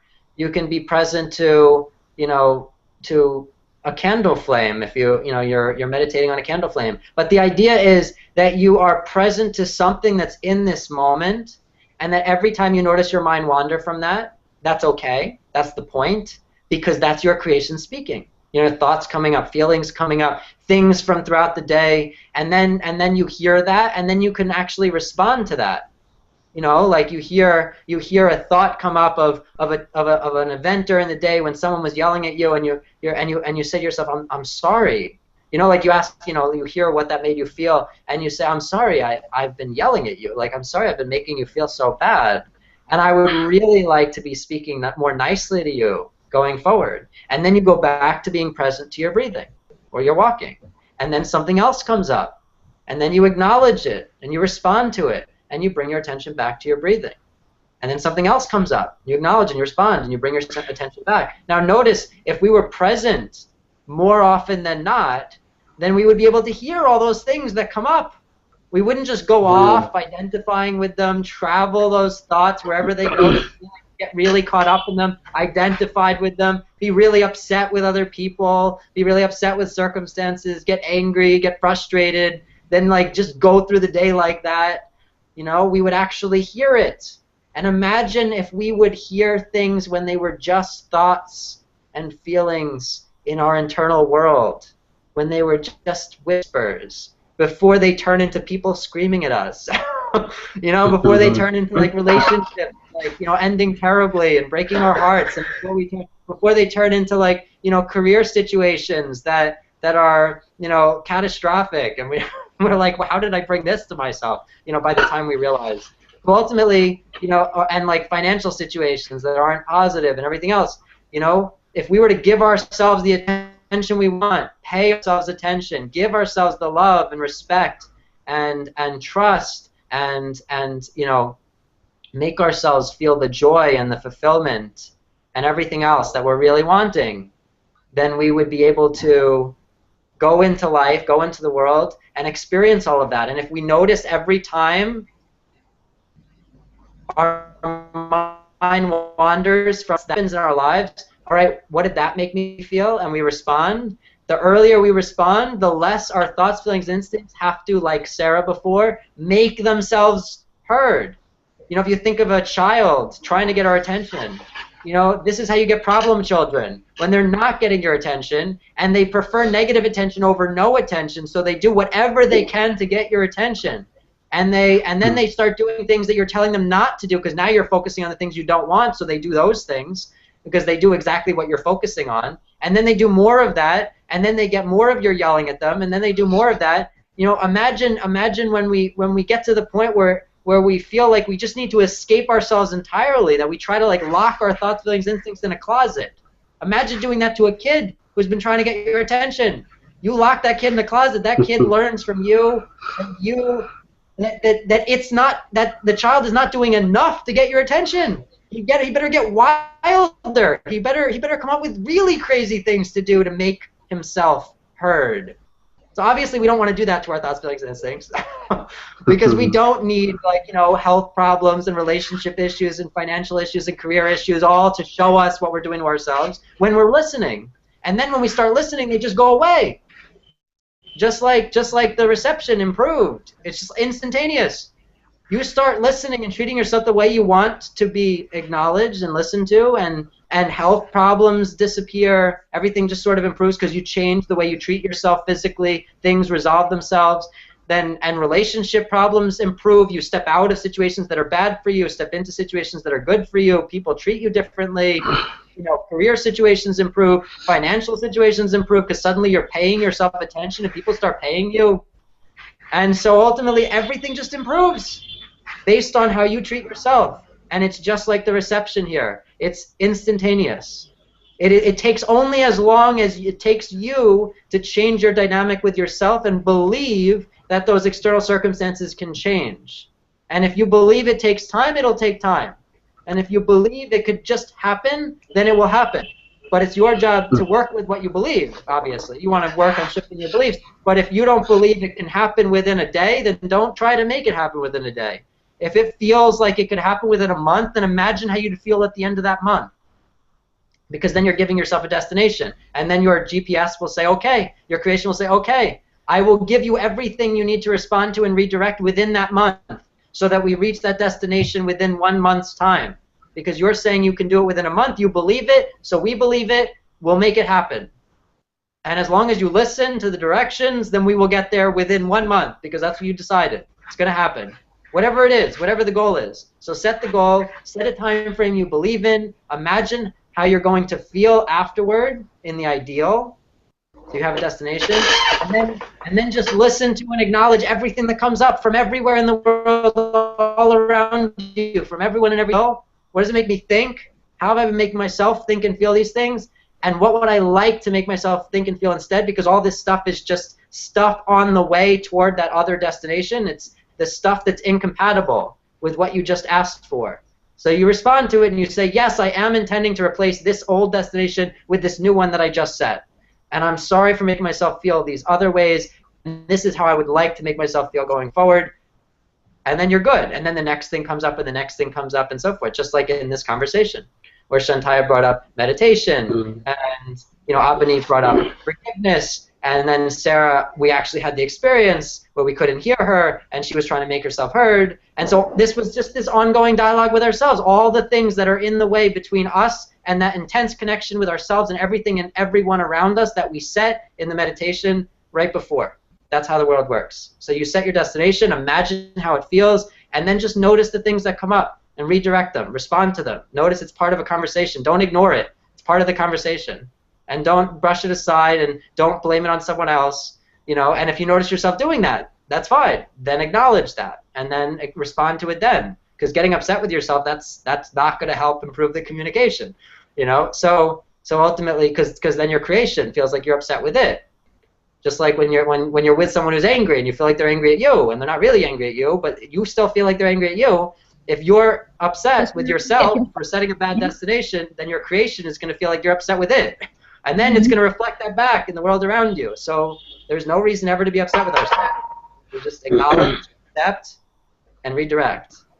And give ourselves the destinations we want to go to, and acknowledge anything that's in the way, anything that's old stuff that's not compatible, and ultimately address anything that's negative on the way toward the positive destination that we set, so that we can redirect every negative destination, every old thing that we've previously plugged into our GPS, and make sure that everything that we have plugged in when it comes to this new destination is compatible with it and positive and harmonious, and we can go forward fully, and then we will do it within the time frame that we set out, because our GPS will make sure, our creation will make sure that we redirect everything within that time as long as we're listening.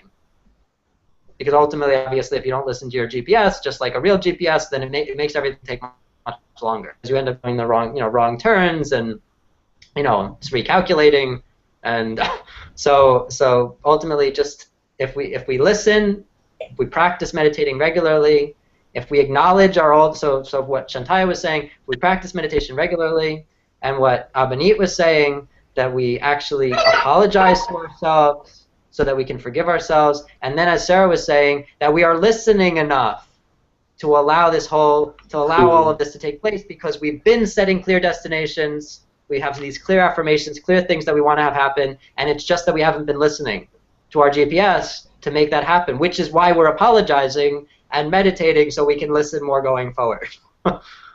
and that's what we've learned from today. Great conversation. Thank you, thank you, thank you. This has been an awesome experience. Thank you.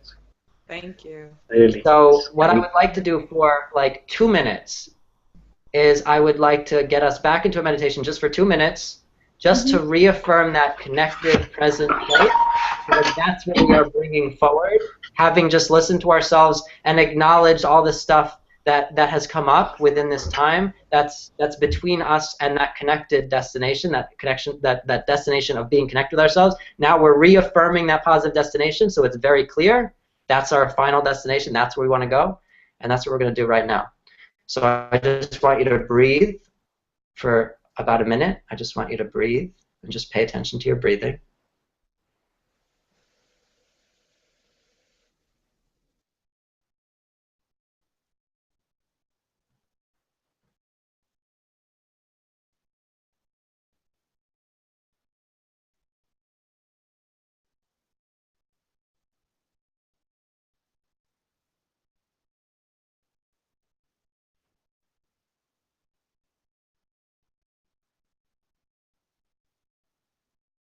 And step back into that feeling of connection.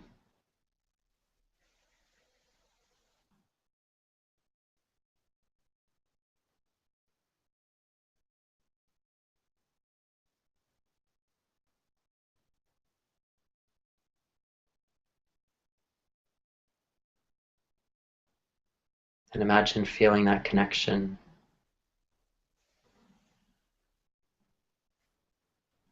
in regard to your body, to be completely connected to all aspects of your body.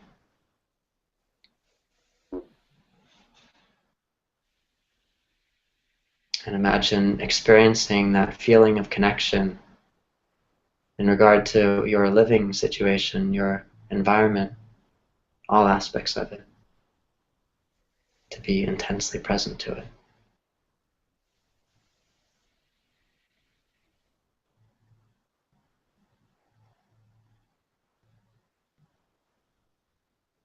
And imagine experiencing that feeling of connection when it comes to your career,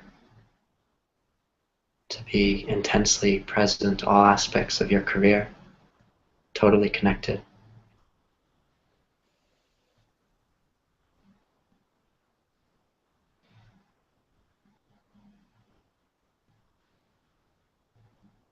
Imagine experiencing that feeling of connection when it comes to your financial situation, to be totally connected, intensely present.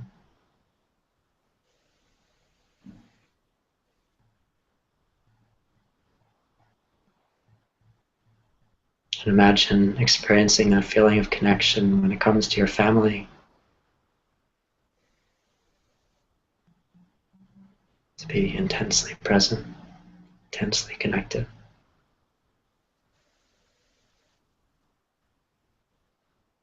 And imagine experiencing that feeling of connection when it comes to your community, group of friends. To be totally, totally connected, completely present, intensely there.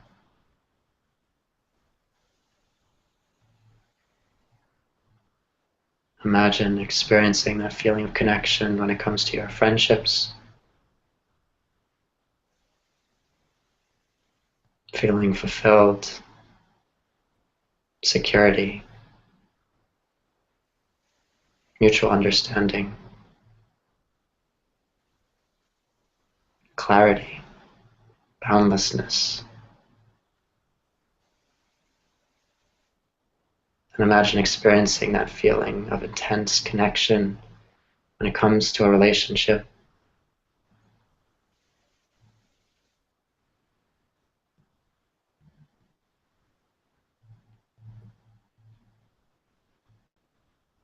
Being so present in the world that it's almost as though you're beyond the world. Everything is glowing with energy, crisp and clear, and the colors are bright. You're fully alive.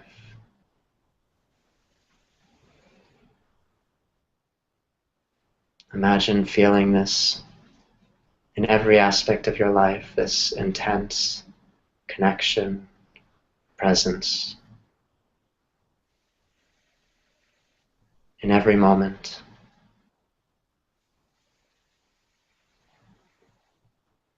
To be totally connected with yourself.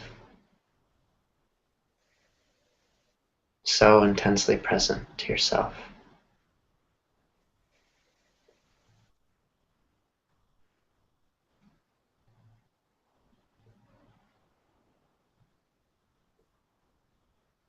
Boundless and free.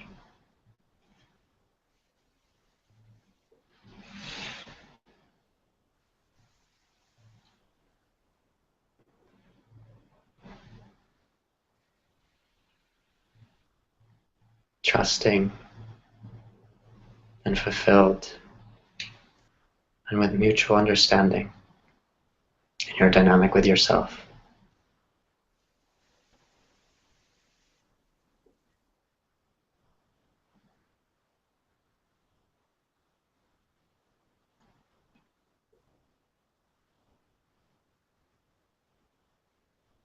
And just bring that experience of connection with you forward. Just be with it.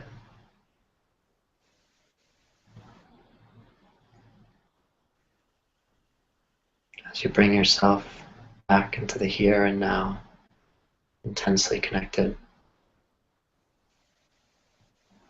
intensely present.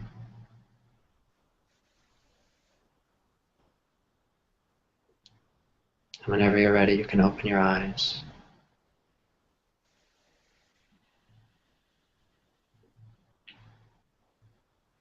And bring that with you and get ready to experience intense connection in all aspects of your life as you bring it with you and bring it to all of your experiences.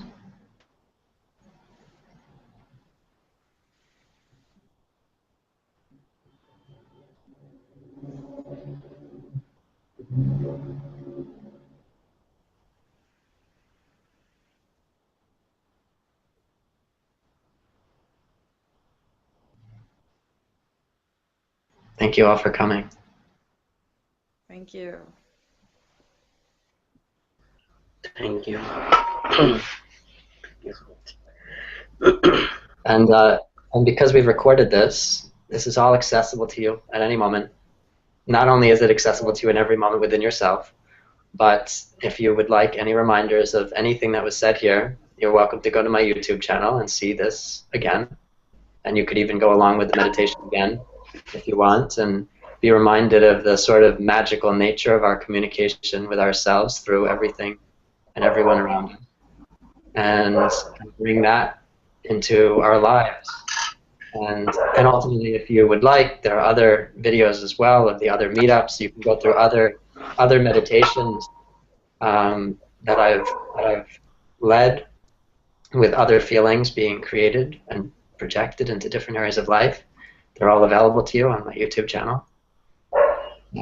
And of course, I am accessible as well, if you would like to contact me at any point. And I have my website with other resources, and other reminders of everything we talked about today. And maybe we'll do another one of these at some point. We'll set something up if you would like to do that. We can do that, and we can hold another Google Hangout, and you guys could all come, and we'll arrange a time that's good for everyone, and make this happen again. Yeah.